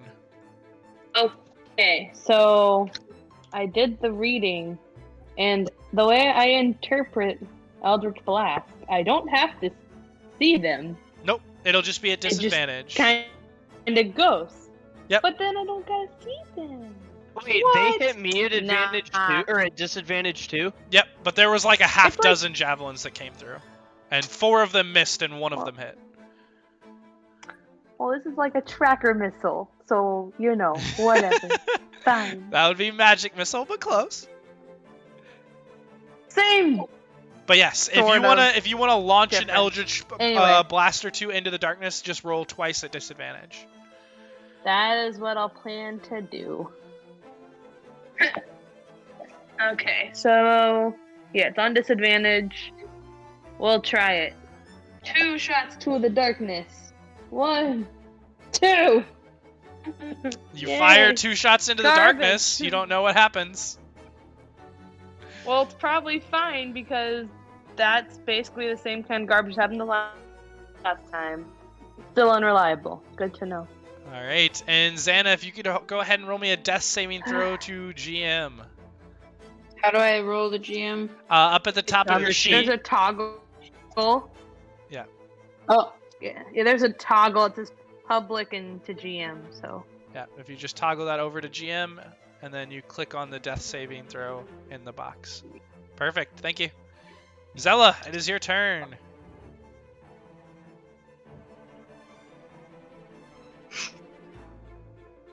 I will try to shoot the creature again. The creature has died and fallen down on top of Xana, and is currently I thought covering it her just was body. being mean about it. But you can. No. No, it is apparently dead, but has collapsed. There are what seem like javelins and crossbow bolts coming from the darkness, though. If you want to take some Yeah. shots into the darkness, it'll be a disadvantage. Well, I don't think there's anything I can really do to help Xana. You don't think your big muscles can pull that thing off? No. So I guess I will do that. Not I will swole. shoot into the darkness. All right. Okay, you fire 2 bolts into the darkness. Damn, those are some pretty good disadvantage rolls. Yeah, hers are superior to mine. Mine would have been better regular rolls, like I tried to suggest, but that's okay. The dice hate me. All right, and we'll give another round of these. And there are another round of bolts that get shot out, none of them finding purchase on Elias or Ari. And Elias, it is your turn. Chunk. Alright, so hear me out. How many pieces is this beholder in that got cut in half by the moonbeam? It is in 2 pieces. Is there Well, any at way least- I could at root least- around just for line of at- sight? At least for I would say just hold your action for to use the healing spell as soon as I dig her out. It's in 4 pieces because I also have 2 eye stalks. That is technically true. 2 major pieces. Elias, what are you doing? You Is can it try and make possible it. to get line of sight, like stick my face in around? I need to catch a glimpse of her, right? You can make an action to make an athletics check if you want to try and pull stuff around to get sight of her. I don't want to pull anything. I want to try and walk, move, perceive, just see if I can catch a glimpse that I can attach magic to. It landed pretty much on top of her. You will have to move pieces around to get sight of her. She Just rolled hold the your absolute action. worst possible that she could have on that. So Just hold your action and I'll try to pull it off again. Can I hold an action for a bonus action? Is that a thing? no. Well, you can. It's just it would take your action because you can use any bonus action spell as an action if you want. No, to. you can't. Yeah, you can. I don't think so. 100%. If you want to cast a spell to hold, you can hold a spell that's a bonus action and just say I'm using my action to cast this bonus action spell. 100% No, you can do that. That is not Yeah. a thing. That is. No, yeah. it's not. I'm telling you right now, you can only hold your action, and you can only cast action spells with actions. You can't cast bonus action No, because a spells. bonus action is less time than an action. That is a it's 100%. Pathfinder thing. That is not a D&D 5e thing. It's not. I'm sorry, but that's not how that works. I understand where you're coming from, and I understand the argument, but we're going rules as written for this campaign, and that is not rules as written. I'm pretty sure that's rules as written. I'm trying to look it up. It is, to all of my knowledge, it is not. Regardless, Elias, what are you doing? I'm gonna try and stick my face in the beholder. Okay, give me an athletics check. Let's see if we can do this. What is? I am not proficient in athletics, but I'm strong-ish. You press your face into the beholder trying to get vision, and it is very dark. You cannot Tragic. see Xana yet. 300 feet of dark vision, and I'm withheld by the flesh. This is bullshit. It's not flesh vision. Not flesh vision. It's brain matter. Fuck yeah. Healing word specifically needs me to see her. Yep. Alright. Please live. Alright, Ari, it is your turn.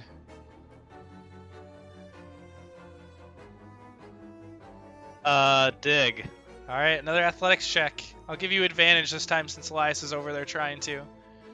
Yes, and with that, you were able to pull off the corpse, grabbing the body this time rather than the eye stalks, and pulling it back, and you reveal enough of the body to see Xana down below. And you actually get it where it's almost completely off of her. Anything else? No, that was about it. Alrighty.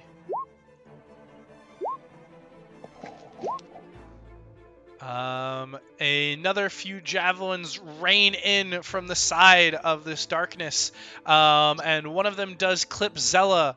Zella, you will take 8 points of piercing damage. And it is Valcrie's turn. Advantage, shooty McShoot. Alright. 2 disadvantage shots into the darkness. Pew! Pew! And 17? 17. That's the highest one. Good for me. Alright. Xana, go ahead and give me a death saving roll to GM. Alrighty. Zella. What are we doing? I suppose we will continue shooting blindly into the dark.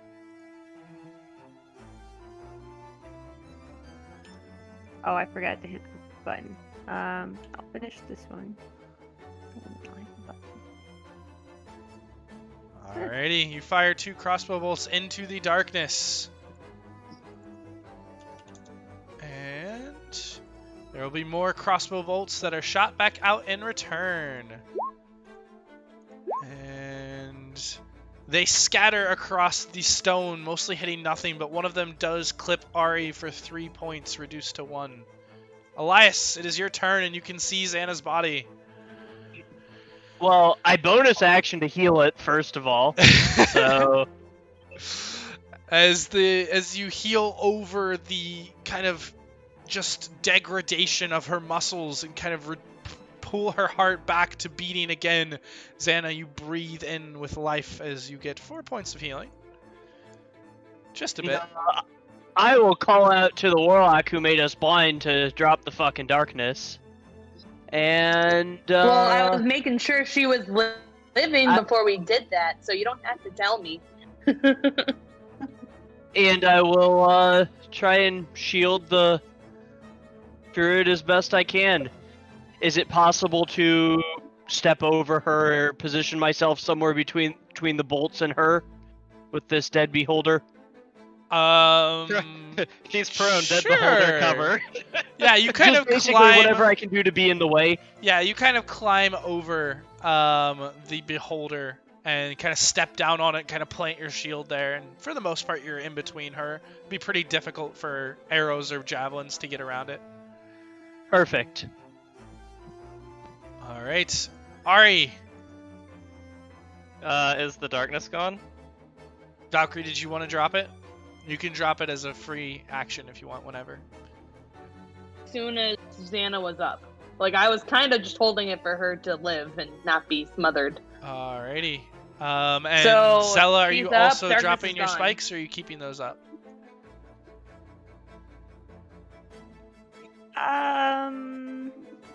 You can keep them up. Yeah, if they're not inhibiting anybody, our party's not super close to them. I'll let them go unless someone tells me otherwise. You should keep them, because then they're going to have to run in and come get us, and they can get hurt, so. As long as nobody was good to me. planning on charging into the horde of Nope. enemies, they'll No be good. charging. No charging is planned. Why does this Yeah. not work? I am confusion.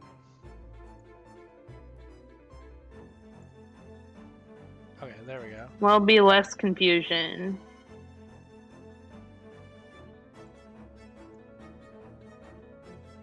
There we go. Just took a second.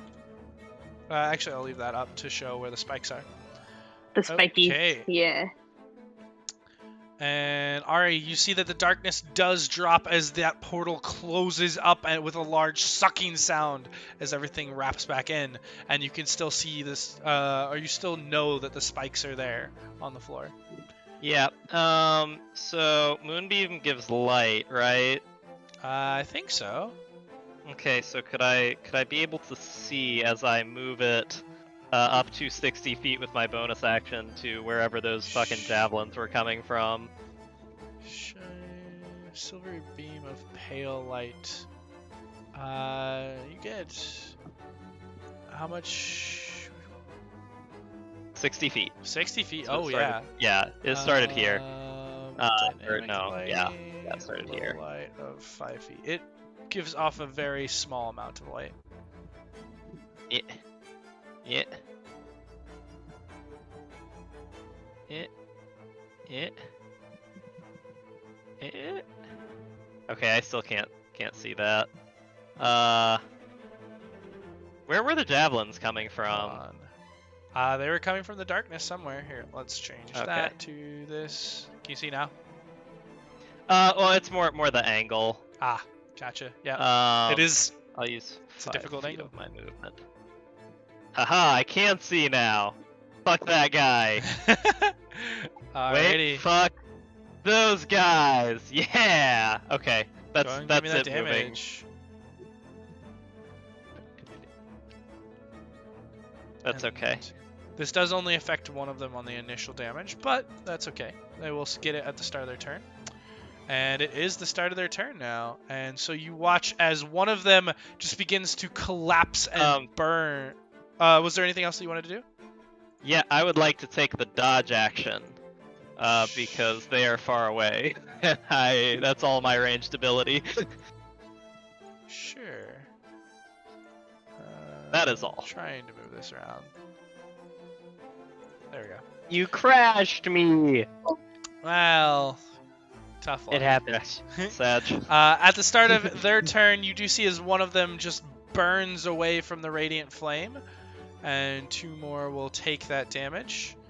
And... So is it the same damage I just Yeah, rolled? I'm just gonna use the Gotcha. 9 again for now. Okay. Typically, I'll have you re-roll it, but for now, it doesn't really make sense. Yeah, I gotcha. And another one takes 1 step and instantly collapses upon as the spike just pierces through, and he falls down and into another spike that crashes through his head, and he is unconscious as well. And they have 1 more round of javelins left, and they will use it.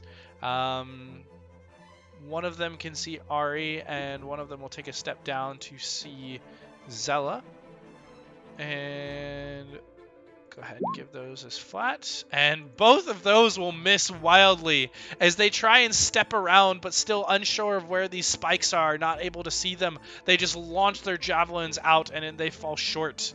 Valcrie, it is your turn. Okay. So. My Umbrella. Okay. So first of all, okay, I do see people, so that's importante. What does this do? I just need to. I'll have to touch them.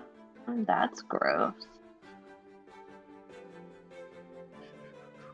Yeah, I'm guessing I can't be. Yeah, probably can't do that. Okay. Bummer. So, not doing that, even though it's a really cool idea. So.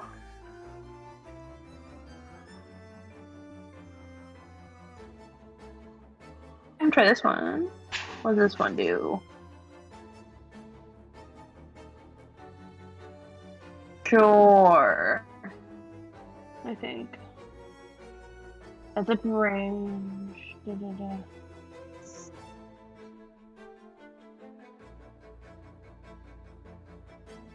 Oh, cool. Okay.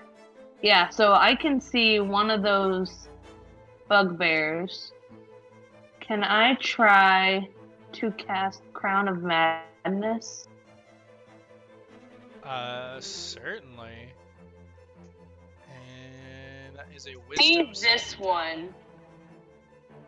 Yeah, so I'd like to try this one. Okay. Okay, I'm charmed by you for the duration while the. So you watch as this pinkish red energy just begins to pool out of the bugbear's head and forms this jagged crown on top of its head, and its eyes begin to glow in this redness as it turns and looks around. Teehee. Puppet Master. Okay, cool. Must use its action before you to make melee attack itself that you mentally choose. Yep, so on its turn you will be able to I'll choose. have it. Right. Since I can't exactly see, because it doesn't say I have to see them, I'm just going to give you a key of a rule of thumb that whatever of its buddies is closest to it, that's who it's attacking. Alright, noted. And that is my turn. Yeah, that's my action. I'm good. Okay. And I am going to try and find something real fast because I am missing something.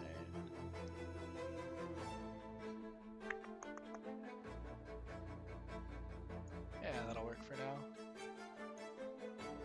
Oh shoot, no, there it is. I'm just blind.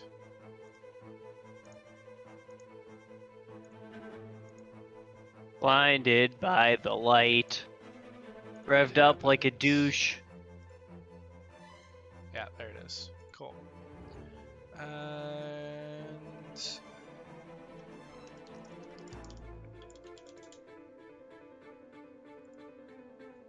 let me grab that. Yeah, that matches. Cool. Okay, and Xana, that will bring us to your turn. You are down on the ground, barely pulled out with one arm kind of still underneath this large beholder, but you are alive. And currently, Elias has set himself up as a barrier between you and these creatures. Can I use hit dice, or is that not a thing I can do? That's on short rest, unfortunately. Okay. If you have any spells to heal, you can do that, but outside of that, not much.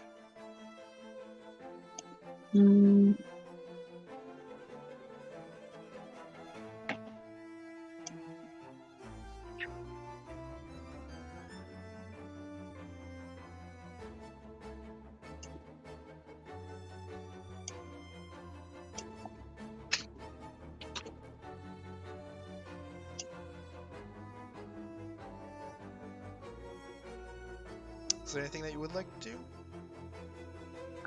Just use Cure Wounds, sorry. Oh, sorry, I didn't hear you. 7 points. Alright, so yeah, you just kind of heal yourself up while keeping low and taking cover. And Zella, that'll bring us back to you. I'm trying to shoot some of these guys from across the I can see both this one and this one. All right, go for it. Would you like to make an attack onto each one of them, or both attacks onto one of them? No, I'll do the front one first. All right, go for it. Oh man, I still have the Those will disadvantage, both hit. but I'm so sorry. That's all right. They'll both hit anyway. All right, and with 2 quick arrows, you put down this bugbear as well. And Valcrie, you The one feel I had the spell on. yeah, you No. feel your concentration fade. I mean, I can see it fade. That's anything, even worse. anything else that you'd like to do, Zella?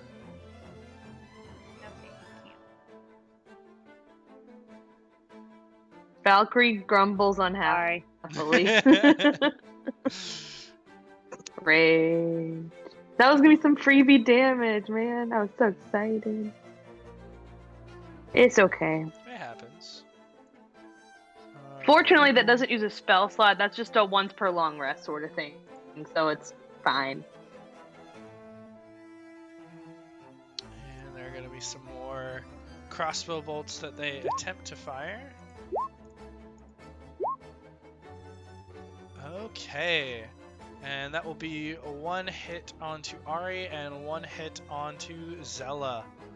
Ari, you're going to take 8 points of piercing, 13 points of piercing damage, reduced by 3 to 10, I believe.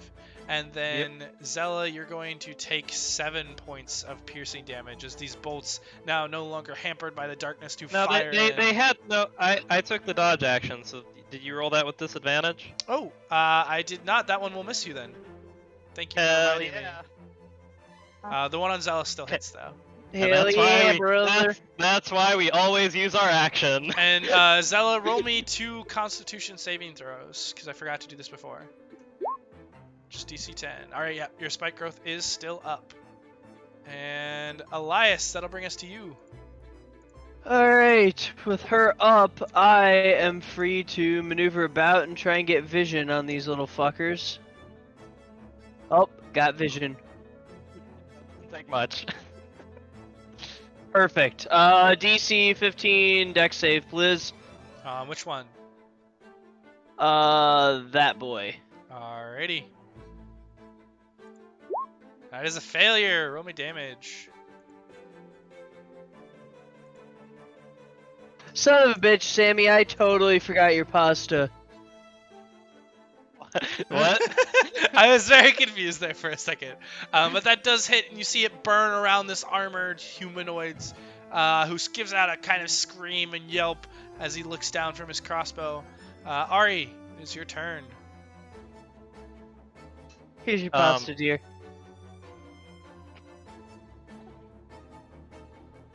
Sorry, I'm dead about the pasta.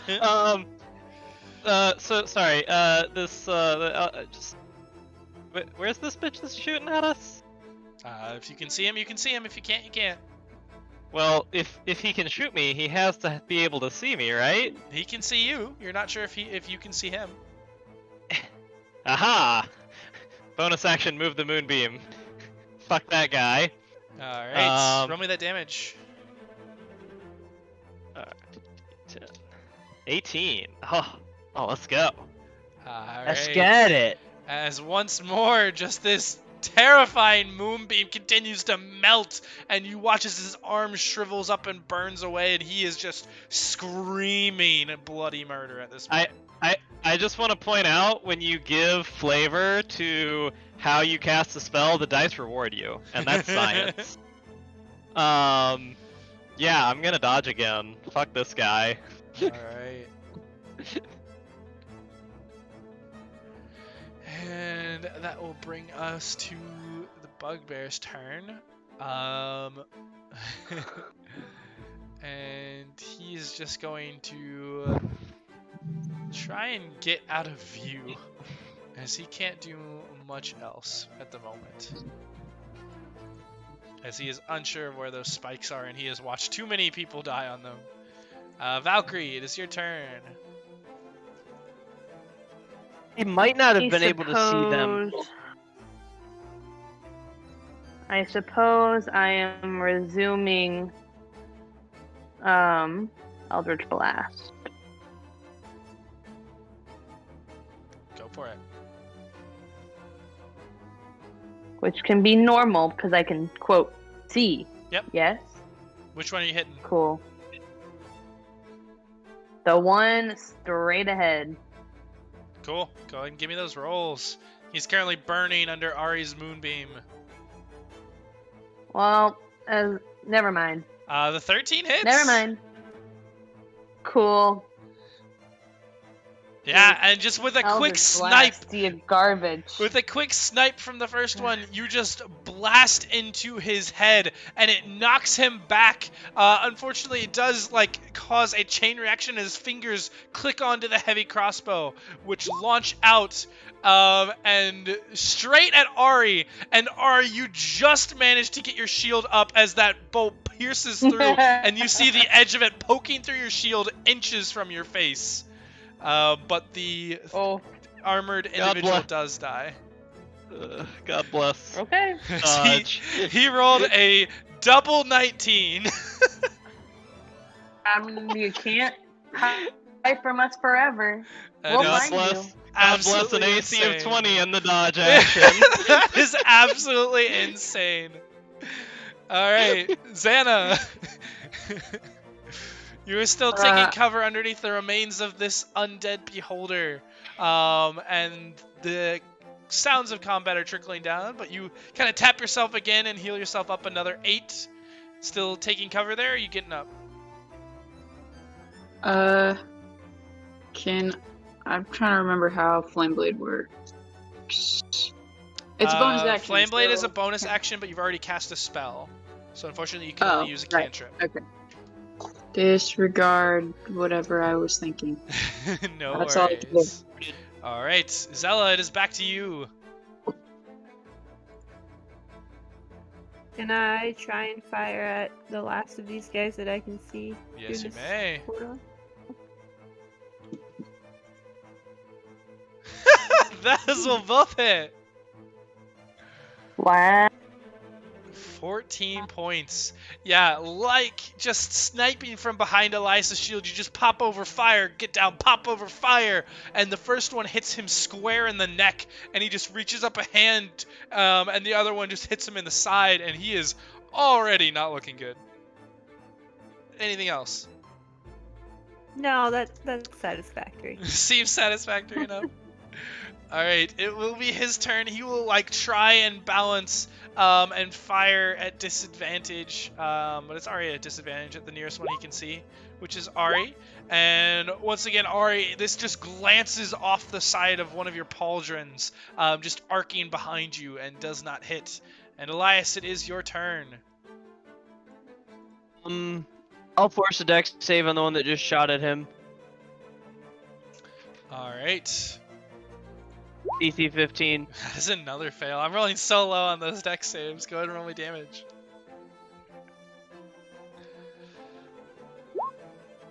9. Yeah, as he continues to burn, he is looking on the edge of death. And Ari, it is your turn once more.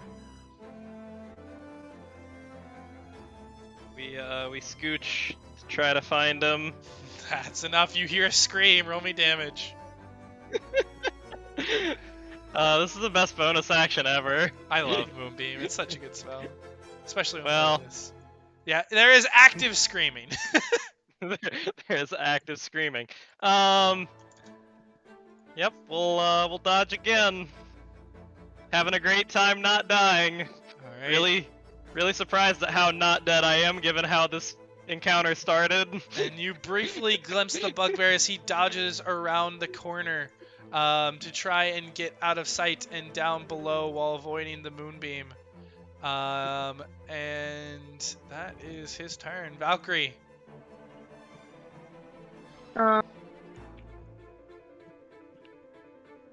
Let's see. I don't know if I can see people anymore. Okay, actually, if I go here, I can. So You see I'm gonna one do less a temporary armored. move forward. Yeah, you see one less armored individual just screaming and not even holding onto his crossbow anymore. Oh, all the better. She's gonna shoot him twice and then step backwards. Go for it. So. Pew! That'll hit. God fucking. Really? Yeah, the 12 hits, the 10 doesn't, but you might not even need it. Yep. How about How 9? do you want to do this, Valcrie?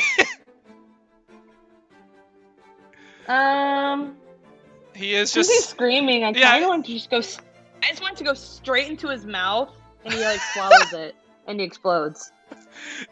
You just see his mouth open as his arms are just pulled back as this beam just shines down, is melting in him, and you just send this force of just this reddish pink energy straight into his mouth. He looks for a moment, eyes wide, as the sound is cut off, and then the back of his head just splatters against the wall, and he drops down.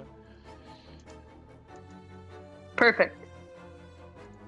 And currently there are no active threats, but you have seen at least one other individual still. Xana, are you still hiding behind down on the ground, or is there anything you'd like to do? There is still the spikes in between you and your foe.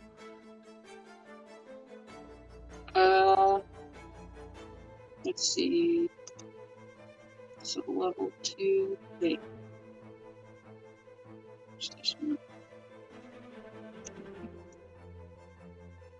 We'll just cure wounds one more time. Alright.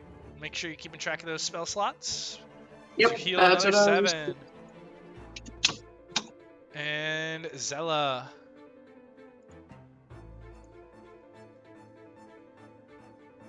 I'll ask the party, do you guys want me to leave the spike growth up so we can rest back here a little bit? Or do you want to go How long on does so it you can- last? What an excellent question. It lasts for a minute. Step. Okay, so Sorry, we I stepped- cannot, I stepped back. we cannot effectively rest in it, or Okay. while it is still up. Alright, then I guess there's no need to keep that since it's just blocking us now. So moving on. So I'll drop that. And I think that's all. Oh no, I just forgot. Oh. There we go. Okay. Elias. Sorry. You dropped the spikes. Then I will move forward.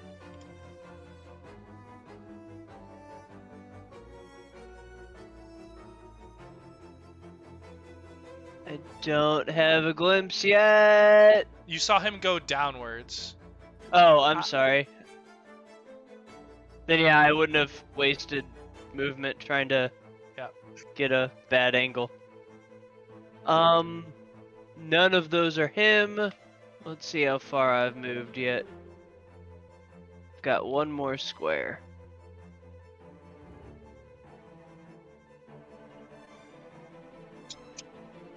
Oh, I got him. I see the bastard.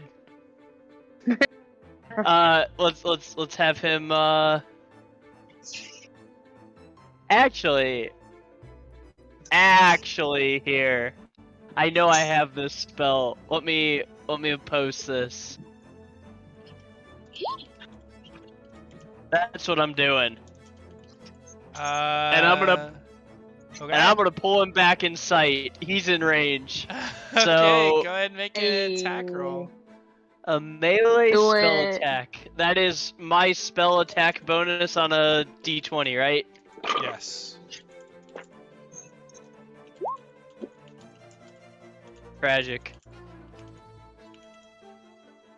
Bummer. That does not hit. As you just kind of apparate out this whip and launch it forward, Indiana Jones style, it just whiffs over the head as the bugbear ready kind of ducks out of the way as he's been sitting and waiting for you all to come. Ari. Alright, so I'm gonna use my movement here.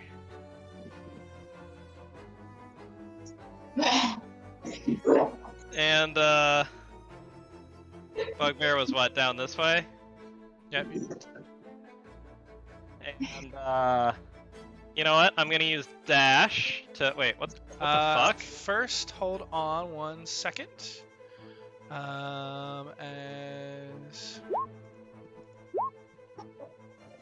Ari, you are going to take a few crossbow bolts that launch in your direction, one of them finding purchase and doing 11 points of piercing damage. As from out of the side, there's just suddenly from the darkness these bolts that hit into you. Okay. So yeah, wow, sadness. So I'm gonna move the moonbeam up here with my bonus action. Fuck these people. Alright, and go ahead and roll me that damage. Actually, roll me a Constitution saving throw first. Yeah. Ooh. Damn it. As you try So go to sad. move it, the moonbeam fades. But you still got good money out of that one. It was a good use on the spell. That being said, that was my 30 feet of movement, and I'm just going to pull a quick back around the corner with my dash action. Alright, as you move, the woman who rushed up to you will... no, she can't, because she held her action. So yeah, you go and dash behind Elias. But you see as now this woman with kind of darkened skin, just bloodied, holding a giant axe, has rushed up to meet you all. There's more of them! And at that, it will then be their turn, and she will begin to rush towards Elias as the bugbear now takes his opportunity and will rush up as well. And he'll go ahead and try and hit Ari. I am going to try and defend Ari with the shield. Okay, so burning another reaction to give it disadvantage? Yep. Alright. All attacks for the round on Ari are at disadvantage. So the one on Ari... Oh, that was good. That would have been a natural 20. Goddamn twice. Let's go. And then... Elias, you are hit by the woman who rushes up towards you. As you kind of focus on protecting Ari, she takes the opportunity and will swing into you for 14 points of slashing damage as her great axe just cleaves down onto your side behind your shield. And Valcrie, that will bring us to your turn.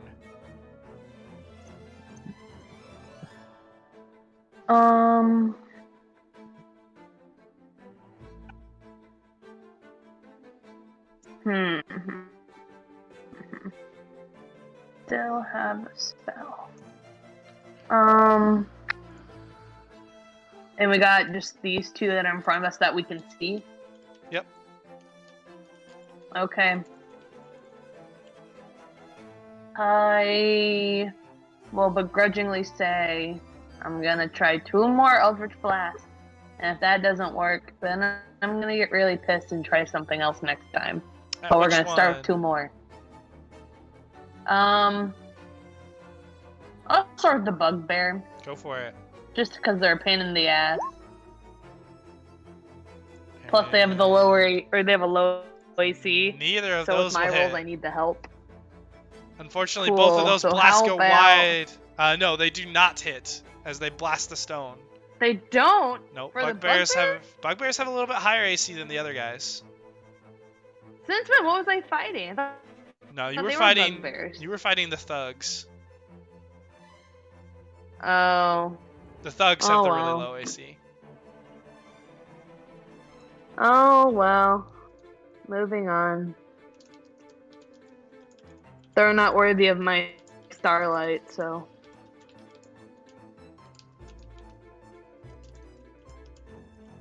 Okay. Xana.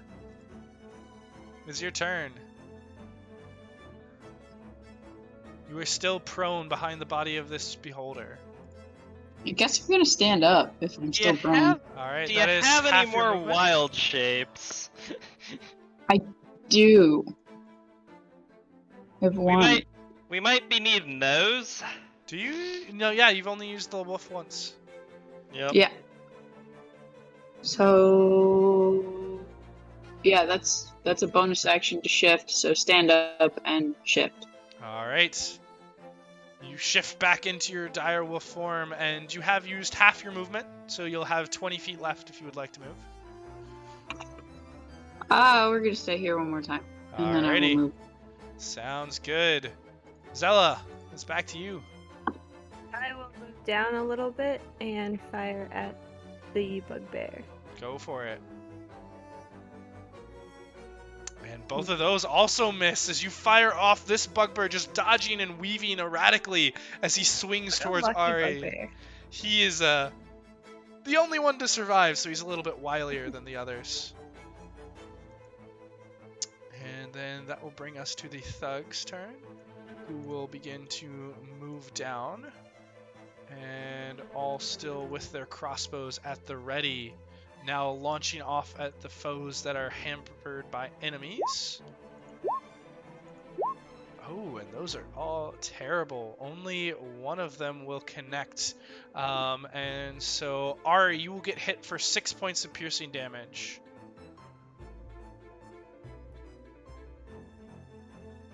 And Elias. Did you do that? Did you do him at disadvantage because of the shield? You're right. That would have been flat, so let me re-roll that. Because that was... Yeah, so that will not hit, so take those 3 back. Oh, yes. And That's Elias, a it is your blessed- turn. That is a blessed ability. Yes, that is one of the reasons, one of the many reasons why you guys are okay to do this level early. Alright, so we've got 3 thugs, a barbarian, and a bugbear, it appears. Roughly, from what you can That tell. seems to be about the shape of things, yeah. Then let's use my action to channel divinity to get our health bubble going. Get And us what's up the and running. Man, radius?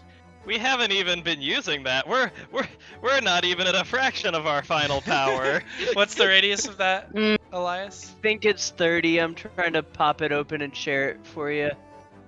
Yep, and it's a dim light. Yep. And then I will bonus action to get a spiritual weapon behind this barbarian and whack it. Okay, go ahead and give me that roll. Hold please.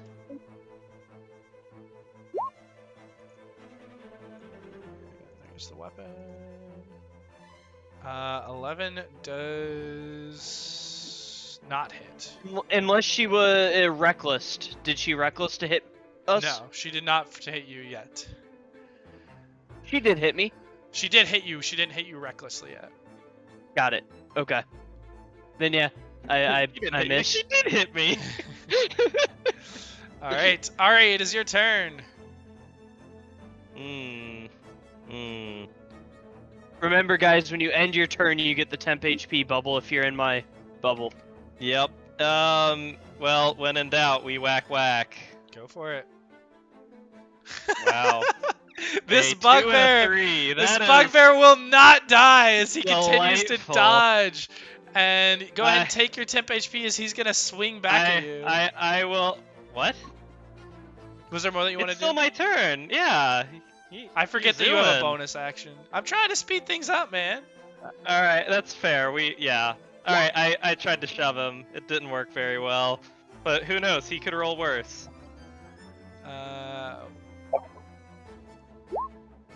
No, not quite.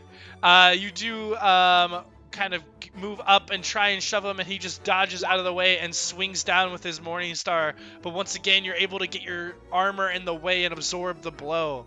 And it does not make contact or move through the armor. It's D6 plus 3 temp HP. D6 plus 5 now. Hell yeah. Let's go! That Alright. doubled my effective health pool almost, which is terrifying. And that will be another hit onto Elias. And that's going to be 11 points of slashing damage to you, Elias. No. And Valcrie, it is your turn.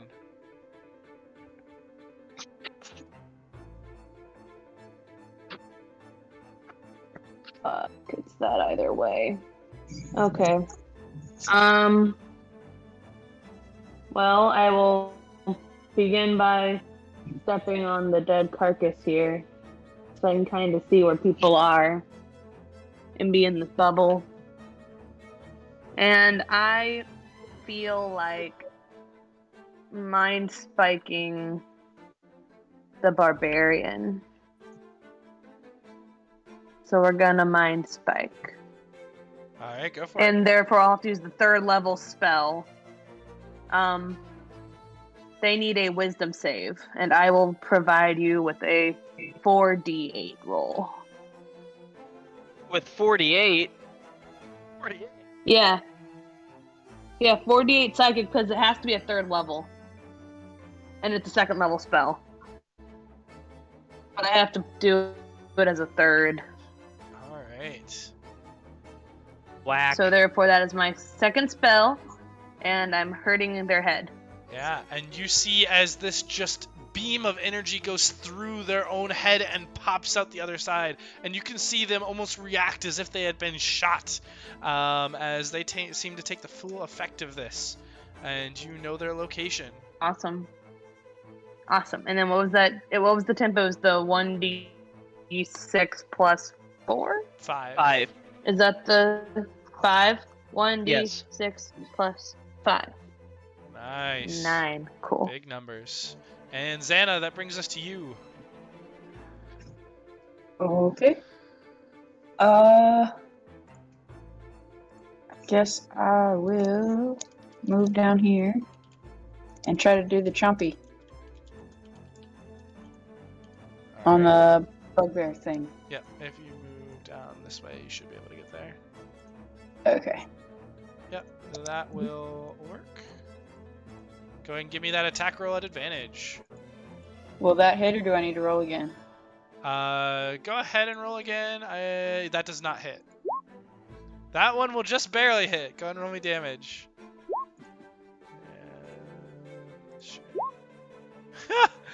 And he finally gets hit and fails as you knock him prone, pouncing on top of him and tearing out part of his chest. Yes, that should be right. Community chest. And Zella, it is your turn. The bugbear is down, prone on the ground, and it is difficult to fire through this small chamber, but you can certainly try. I can take a step if I need to. I can go around to get a little bit better of an angle. I do really want to hit the bugbear because he was so annoying last time. Alright, it is disadvantage because he's prone, and he will have partial cover, so slight boost to his AC. Did not matter. The first one will hit. The second one will not. But the first one definitely does as you move by and just pop him right in the temple. And he is barely hanging on now. But you can go and roll your temp HP. Sweet. What was? D6 D6 plus plus 5. 5. Sweet. Okay. And as these bolts just fire out now, all focusing on Elias to try and open this up as they've seen you be the crux of many of these effects. 2 of them will land, one of them critting with a double natural 20. You're going to take 4 points of piercing damage from the first one and 18 points of piercing damage from the second, Elias. No.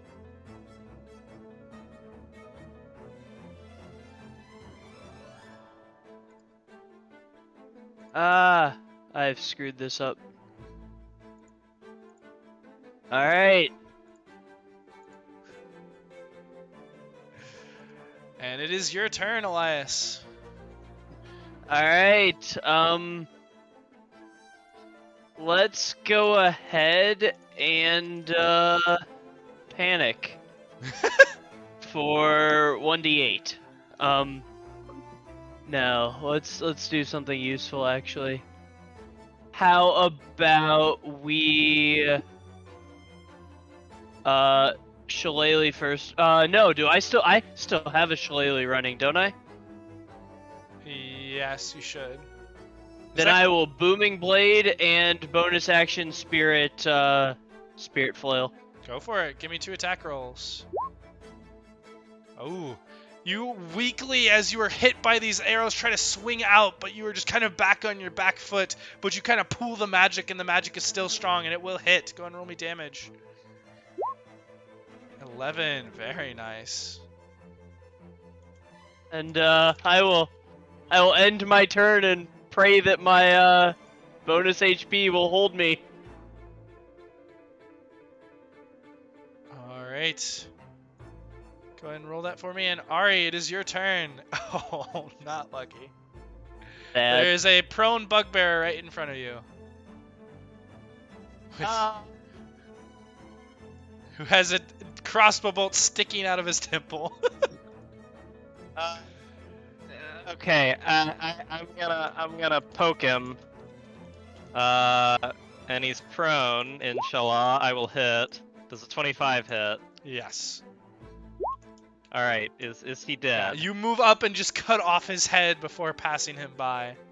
Great. And now I'm gonna whack the barbarian. Go for I it. assume it's a barbarian. That's what we've been calling it. I'm not really sure why, to be honest.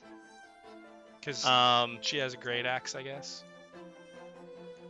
Yeah, maybe. Whack. That'll hit. I'm tired of these things being not dead. So we're gonna go ahead and smite that. Ooh.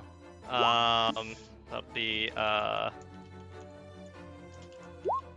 13 radiant damage in addition to 11 slashing.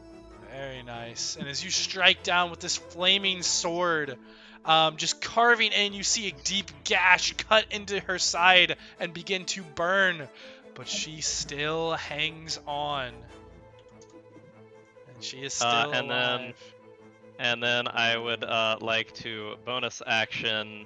How healthy does Elias look? I can't see his health bar because of how He the is wall barely works. holding on. I have one Okay. real person health. Oh boy. Yeah, so I'm just gonna bonus action Shield of Faith, Elias. Okay. Because you can use spells and smite in the same turn. It's great. Paladins are fun. I'm having a great time. Alright, that's all I got. Okay. And that. That's got a long time though.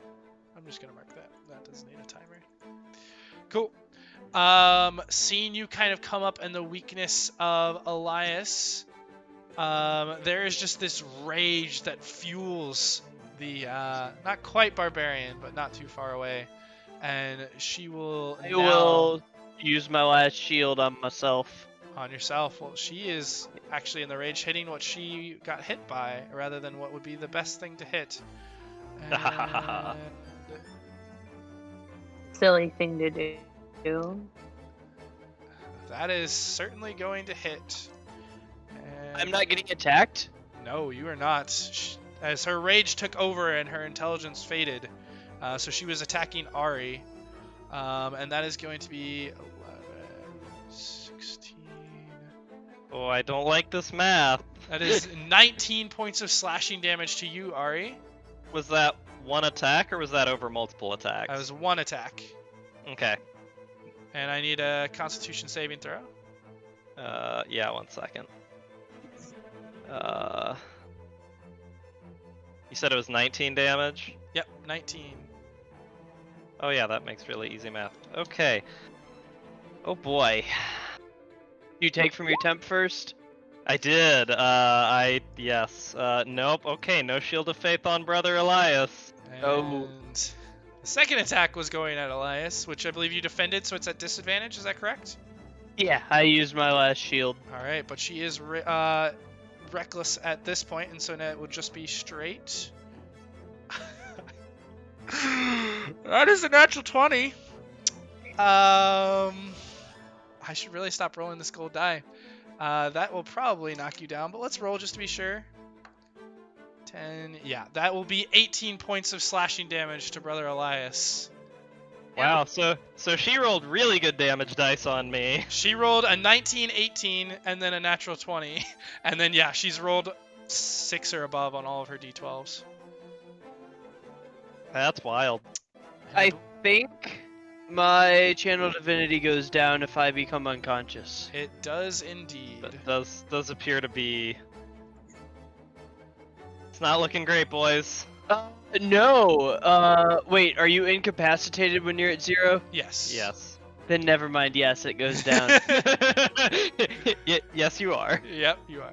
You all watch as the light fades from around Elias as he crumples under these attacks, and the woman just roars and shakes, turning back towards Ari. Valcrie, it is your turn. Guys, do damage, please.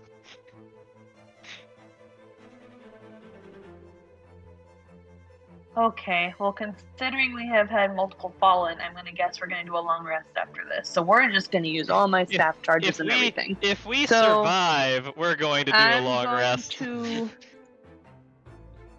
That's what I said. If, or rather, assuming is what I said. No, So I will Eldritch Blast twice and use my bonus action for my Starlight. All right, and So these are all on one on who the are these on? barbarian-y bitch. These are at advantage. Barbarian bitch. Yep, that's why I was asking. So they're at Oh, hell advantage. yeah. So that's the first one, which will hit. Yeah. Okay. That'll hit Thank as well. God. Thank fuck. Okay, hold on. Then my Starlight, which I'm just gonna do that real quick too, just to knock it all out. 17 on that one, which is a lot lower, but. Those all three will hit. So. One Okay, force good. 'Cause that's damage. one Eldritch Blast. Whew, there we go. Okay, much better. And okay, I guess. Valcrie, So actually, that's really garbage rolls. Valcrie, Fuck how do you want to this. do this? Hell yeah. What's she look like again? Here. She looks like this. Just to make sure. Okay. I kind of want to do something fancy with the streaking starlight, and I kind of want The to one just damage. The 4 slice damage. her. Can I have it like slice her body in half as like the final blow? Just like go from the head down the chest in the middle and just keep going and split her in half. As you begin, as this woman is roaring, raising this axe over her head in victory, you just launch this one bolt that hits in the chest and kind of just causes her to take a step back. The second bolt into the same spot in the middle of her chest, which kind of breaks open, and you see it actually start to cave in her sternum and her ribs. And then with a line, an arc of your staff, you bring down the starlight and just carve a line across her face that then begins to cut through her body. And you see as it reaches her legs, it splits out, and she just kind of slides into the ultimate splits down onto the ground. Perfect. That's why you don't celebrate early, lady.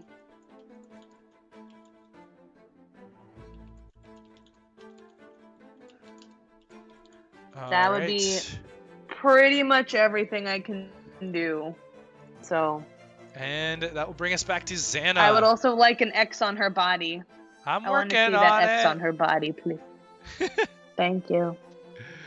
Xana, it is your turn. As there are still 3 other thugs with their crossbows raised and ready. Oh, they have crossbows. That's lovely. Okay. Can I maneuver through the peoples or no? Yes, you can. Those are all your allies.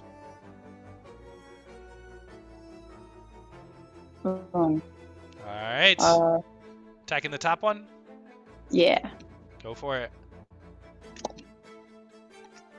Is my tail by Ari still within my 5 feet or no? It's 5 feet of you? Or the enemy is within 5 feet? Let me look at this. If at least one of the wolf's allies is within 5 feet of the creature. So no, this is not an advantage. Okay. 14 will still hit though, as these ones have pretty low AC. Hell yeah. And 10 points of piercing damage. You bite into this bandit and kind of tear at his leg before pulling back.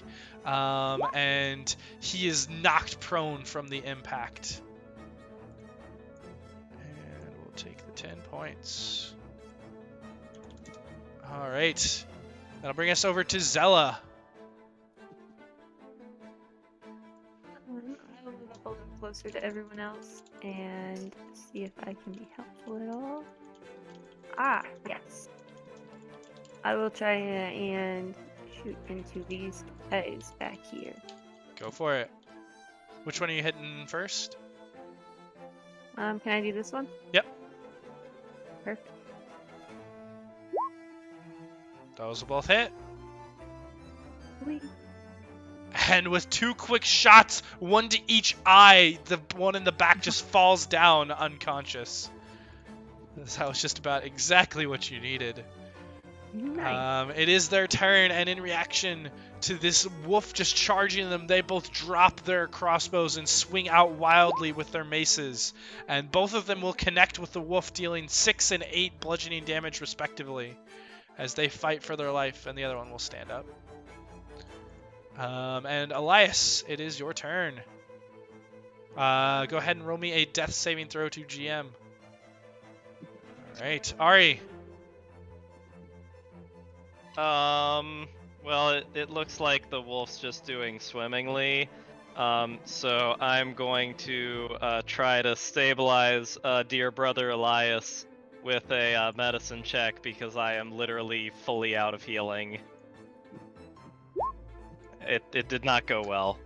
Alright, you move over to Elias and try and reach out. Go ahead and roll me an additional medicine check. Oh boy. Oh, please don't tell me make it work. As you move forward and try just wildly to help out in any way, Elias, you will take an automatic death saving throw failure. See? Oh no. Oh no. You're rawing me about you're rawing me about readying a bonus action, but you're making up that non-nat ones are giving him failed death saves for a medicine check? What? I'm pretty sure that's a thing, if I am not mistaken. I believe if you don't get a DC, and I was, at least I thought I remember this, but basically if you try to stabilize Stabilizing someone... a creature. The best way to save a creature at 0 hit points is to heal it if healing is unavailable. The creature can at least be stabilized so that it isn't killed with a death saving throw. You can use your action to administer first aid to an unconscious creature and attempt to stabilize it, which requires a successful DC 10 wisdom check. A stable creature does not make death saving throws, even though it has 0 hit points, but it does remain unconscious. The creature stops being stable and must make its death saving throws again if it takes any damage. A stable creature that isn't healed regains 1 hit point after 1d4 hours. There's nothing about failing hurting him.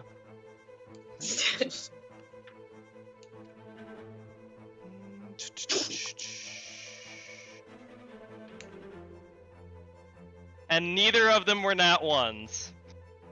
That is technically true. Alright, we'll roll with that. We'll roll with that Yeah. for now. That is true. This one's hard enough, so I won't make it too hard on you guys for this one. So yes, you try, but it is... If you continue at it with this pace, at some point it will begin to start damaging him, and you are doing more harm than good, is what you can tell from this.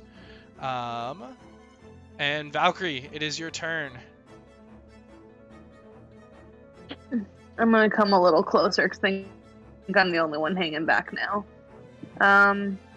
So are there only these 2 guys? Yes, you I only take see it the 2 thugs the being answer is fought yes. off. Yeah, can you not hear me? I believe we're just gonna try and Eldritch Blast them then. Alright, go for Is it. that at regular? Yes. Okay. 1, 2. Oh, now I do higher rolls. That's fucking garbage. Both Okay, of those will hit. Well, it was a 9 and a 6. Alright, and were you So, going on the 15 bottom one or damage top to- one? Who looks the most hurt? I'd probably start there. The bottom one. Yeah. Alright, your first start blow there. first blow knocks the bottom one unconscious, and your second one carves into the one on the top. Perfect. Alright, Xana, you are face to face with this last entity who looks terrified and swinging out just to survive. Chompy chompy.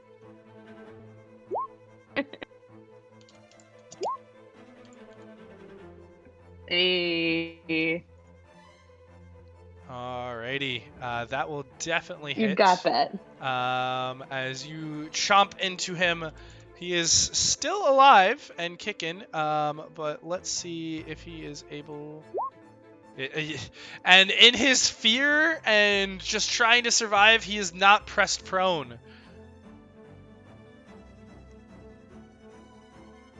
Is there anything else that you can do? No, I don't think you have a bonus action up for him, so it should be Zella's turn. As you can see, this last thug trying to survive. I will try to make that harder for him.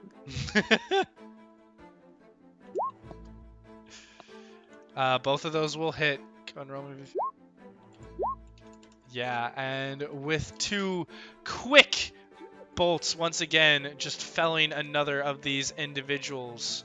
And with that, you have defeated all of the enemies around. And Nice. you look up to find yourself in another chamber. This one just has rows and rows of these what looks like old hammocks that are just kind of around that seem to be the sleeping quarters of this group of bandits or ruffians. But blazoned on the floor underneath all of these bodies, you see some sort of symbol. Being bad at first aid, I am going to begin casting Prayer of Healing. All right, and what does that do? Oh, okay. I thought that would post the thing. There's the There thing. you go. Okay. Instantaneous. The casting time's 10 minutes, but I figured I'd just get on it, you know? Okay. Then in the meantime, Elias, can you go ahead and roll me another death save to GM? Somebody knows how to do first aid that's better than a -1 mod. That might be a good idea. You all. Does Cure Wounds work It's for a that? +2. It does. Cure Wounds works great. Actually, yes, yeah, it would. Do But that. you Do cannot that. cannot do that in wolf form. Yeah, so out of wolf form, Cure Wounds. All right, you I have a rush Cure Wounds forward. if you want to stay in form. Fortunately, she's already said that, but good to know Alright. for next time. As Xana rushes forward, I need for Elias to make me one more death saving throw to GM. And Xana, you rush up and place your hands down on Elias, kind of surging through this green energy into him, and you watch as it begins to heal up his wounds, sewing back together the flesh from the axe wound. And you wait for a moment as your breath gets caught in your chest. And then Elias lets out a breath, and his eyes flicker and open.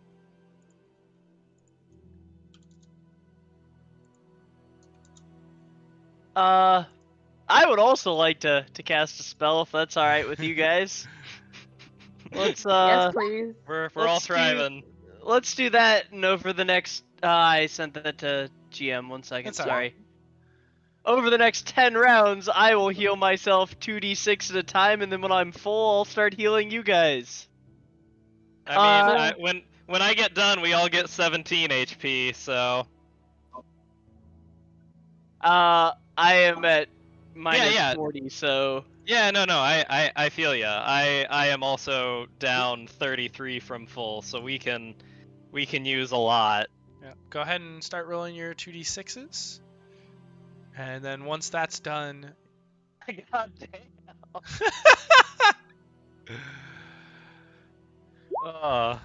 That's a little better.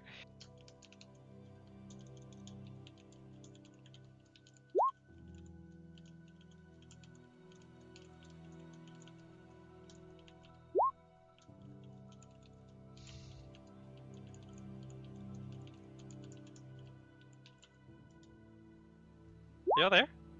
Yep, I'm sorry. here. Oh, okay. Just waiting. It was like totally 1, silent. 2, I was 3, like, 4, 5, 6. Yeah, sorry, I was just waiting. 7. All right, 3 more. You are about to hit me for 17.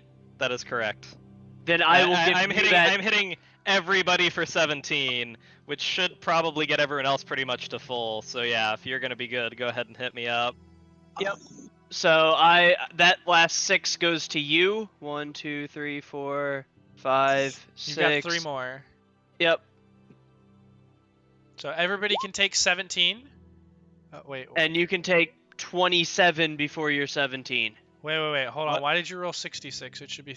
The wait, last no. 3 rounds. I'm dumb. Sorry. Yeah. You're good. So yeah. Okay, that'll put me to more than full. Perfect. Alright.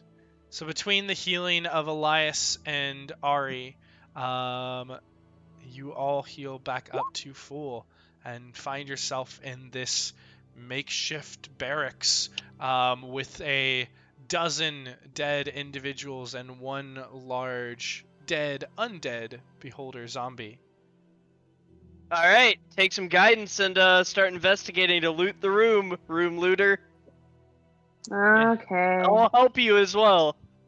I just want to I'm point out we alive could and have. I just want to point out here we could have taken the hallway that smelled better. Yeah. Apparently, I'm tired. That's only a 14. Valcrie, you are exhausted. You've got Initial advantage room though. looter. I helped Oh, you. at advantage? Are you Yeah. helping? Okay, well. One more time. I mean, when you say help, I normally just default to the guidance. I'm like, of course you guide me. Oh, how about 20? Okay. 20 sounds better. 20 is better. Valcrie, you begin looking and moving your way across this, and looking over, you start nearest to you, examining this woman, this berserker type entity, and examine her body, and the only thing of note that you find is a skull on her side that is bleached and emblazoned with the same symbol that you actually see on the floor, a familiar symbol that you've seen before, this gear-like symbol. And do I need to do anything special for it, like to know more about it? Or rather, have you tell me more about it? You can roll a history check at disadvantage if you would like. In the meantime, you look over everyone else, and the thugs have some basic leather armor, their crossbows and maces, but little else. No real money or valuables of any kind that you can see. The beds are very plain with just basic living clothes and some simple rations. Not too much else of note, but you can see that this circle painted on the ground is painted in blood, a 10-foot diameter circle with equidistant spokes radiating outward from its circumference. And as you look at the skull and think back to where you saw the symbol before and look at the ground, you've heard people talking about this symbol before. It is new and fresh, and so it has buzzed around the city that you had spent time in. And you've heard the rumors of a new criminal organization known as DASK that is apparently moved in to the city recently, and is a group of monstrous creatures, which would explain the bugbears that you had seen, and potentially the beholder zombie, though that's news to you. Cool. You I'm also And is kind of shook by the is the- beholder zombie. and Dude, that thing was so that's fucking kind of what I was cool. It That's was. kind of what I was wondering, though, is if it's written in blood, does that seem just like they wanted their ring to be made in blood, or does that seem to have like an arcana significance? roll me a religion or arcana check, your choice. Let's see here. It apparently doesn't matter. Well, let's do arcana then. Okay, looking at the symbol, as far as you can tell, there is no magical significance to the rune. And continuing on past it, examining the hammocks, most of them are barren. But next to one in the middle left-hand corner, you can see something weird on the stone. And looking back at it, you see the rough outline of a hidden doorway. Ooh. I would like to doorway? look at that. You see the rough outline of the doorway, and you see one stone that is kind of pulled out and kind of clear of dust that seems to activate this. That likely activates this doorway. Cool. So it doesn't look trapped. Just that that's how it works. From what you can see on this Question mark? side, it doesn't appear to have any obvious traps. So then do I touch it now, or do we wait to touch it? Just in case it goes somewhere cooler. So like, here's my thought process, right? On one hand, I do not want to get involved in more fuckery when I have Agreed. one first level spell slot left, 0 lay on hands, and like nothing, like we no hit dice, like we have nothing left in the tank except our current HP pool, right? On the other hand, I don't love the idea of a hidden door where we try to sleep. That's just I can there. tiny hut Chilling again. Can you? Yeah, Yep. I saved a 3rd level slot to tiny hut. Shit, you look have at time. 2 3rd level slots? Yeah. This is I do too. yeah, full casters, man. Blows my Wait. mind. You're level 5. You should not have 2 3rd level slots, I don't think. Cleric 5. Let me double check. I thought you only get 1, but I could be wrong. That's what I thought too, but it's 5e been so long since I cleric. played a full caster at that level that I really don't remember. No, you start with 2 3rd level slots when you get 3rd level slots. Oh shoot, That's you're right. wild. Damn. You are right. Druids do too. Hell Roll yeah. 20 automatically like prepares yeah, your spell slots for you. Cool. Yeah, I was gonna say Roll20 prepared mine, so I figured it got yours right, but I just like did not remember that that's how it worked. That's insane. Yeah, no, I was in the same spot. That's awesome though. Okay, Yeah. cool. Hell yeah, let's tiny hut this bitch. Well, the thing is though, it's probably not time to go to bed yet, is it? We've been awake for what, like 3 hours, give or take? I mean, we just short rested not long ago. A short I rest don't know will how do long us it's well. been anymore. Well, but I don't know. I have no hit dice, and I don't get anything back on a short rest, so like, it would refill Valcrie's spell slots, which is nice. And my channel divinity. Oh, that's true. I would That's like my nice. wild shape back. Yeah, so I guess a short rest actually does a lot for us. I lied. No. Wild shape is long rest. Oh, Yeah. Or well, short bad. rest. Wild shape My or short or long rest? Oh. I think it depends on the See, subclass. I want my could be staff wrong. charges. I would like mean- a long rest for my staff charges alone. Well, Because what I'm those are saying OP. is we still might have to wait a few hours before we can long rest, but that doesn't mean we have to go anywhere or do anything. So we can just like I'd be fine to twiddle my thumbs. hang out and enjoy the scenery, and then yeah. So we can short rest and hang out and enjoy the scenery, and then long rest, you know, as soon as we're able. I don't know if we want to check out the hidden door or not yet. I'd say we try and short rest, and then we go Yeah. through the hidden door, and then we just continue adventuring until Austin says we can sleep again. I'd say like check the hidden door after a short rest, but then not continue because, like I said, our resources are pretty tapped. Just won't get into a big fight. I don't know that we get to control that. True, I we see. do not. I don't know. I think we try and short rest, see if we're able to succeed that, and then Yeah. we That's go step from one there. in all plans. So let's begin a short rest if that's all right. Sure, it's up to you guys. Cool. Are we able to finish it undisturbed? What are you guys doing for your short rest? Are you just sitting here and kind of twiddling your thumbs for an hour, or is there any? We're just chilling. Okay. I can we take stay the skull? I can We stay should take the vigilant skull. at risk of not getting the rest because I would literally get nothing from the rest. Okay, then go ahead and roll me a perception check. Ooh. I perceive.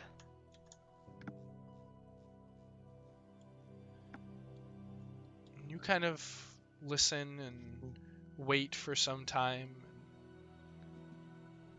Eventually you catch this sound, this muttering. It's strange. It's like an argument, but one that is nonsensical. The words don't make sense. It's almost like the person is speaking in reverse, speaking backwards.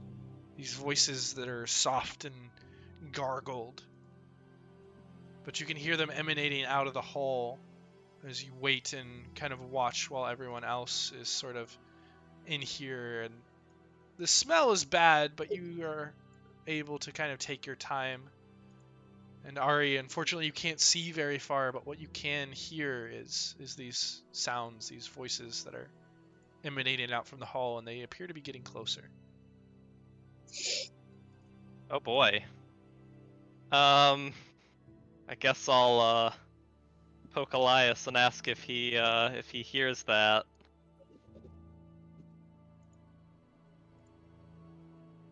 Do I hear anything? Make me a perception check.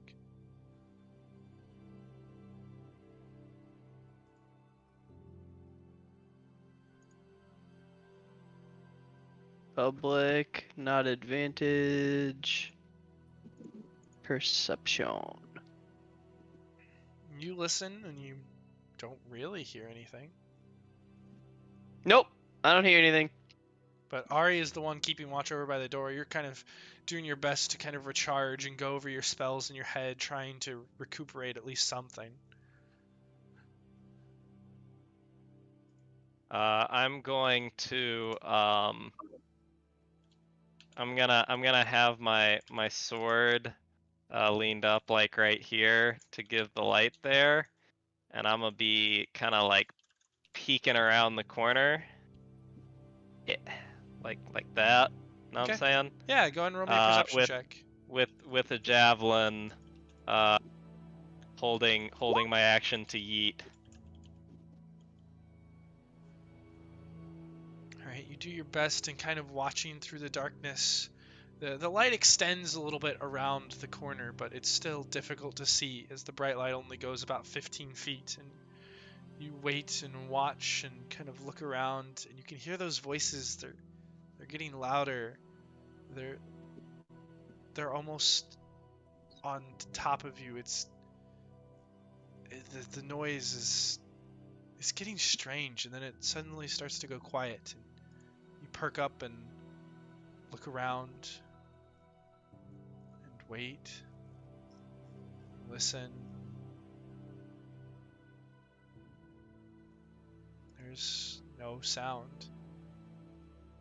You look left, you look right, you don't see much. And then you look up and you see this small green orb with an eye in its center. And that eye begins to pulse and shoots out a ray in your direction. And that is where we'll pick up next week. So wait, what happened? Is an orb. It's trying to kill me, just like everything else in this dungeon is trying to kill us. But that's what makes it so fun. So is this without a short rest, so we didn't even do that? Or did we actually get the short rest? This would be towards the end of the short rest. Who would like to be my volunteer? For what? Who would like to be a volunteer? I will. If it's Alright. dice- Wait. Ari. Bree has the luckiest dice. I heard Ari first. I Ari, go ahead and mean- roll me a d20. If it's above 10, you guys You get the don't short want me to rest. roll- Below 10, you don't. I would have to roll Nope. a real die, not a faked one. So this is just But- before the end of the short rest, so you have not had the opportunity to recharge yet. Oh, rip. I could have saved us. It's fine. Sorry. It's all Good to good. know. It's just the luck of the dice. But that's what happens. I Except had a surprisingly digital good ones- day rolling today. You guys did. But with that, I'll go ahead know. and Psych. give it over. Please join us next week as we pick up from there and see what happens to our adventurers as they try to recuperate from that heavy battle. And we'll see you They again die! next week. They start the We next will adventure.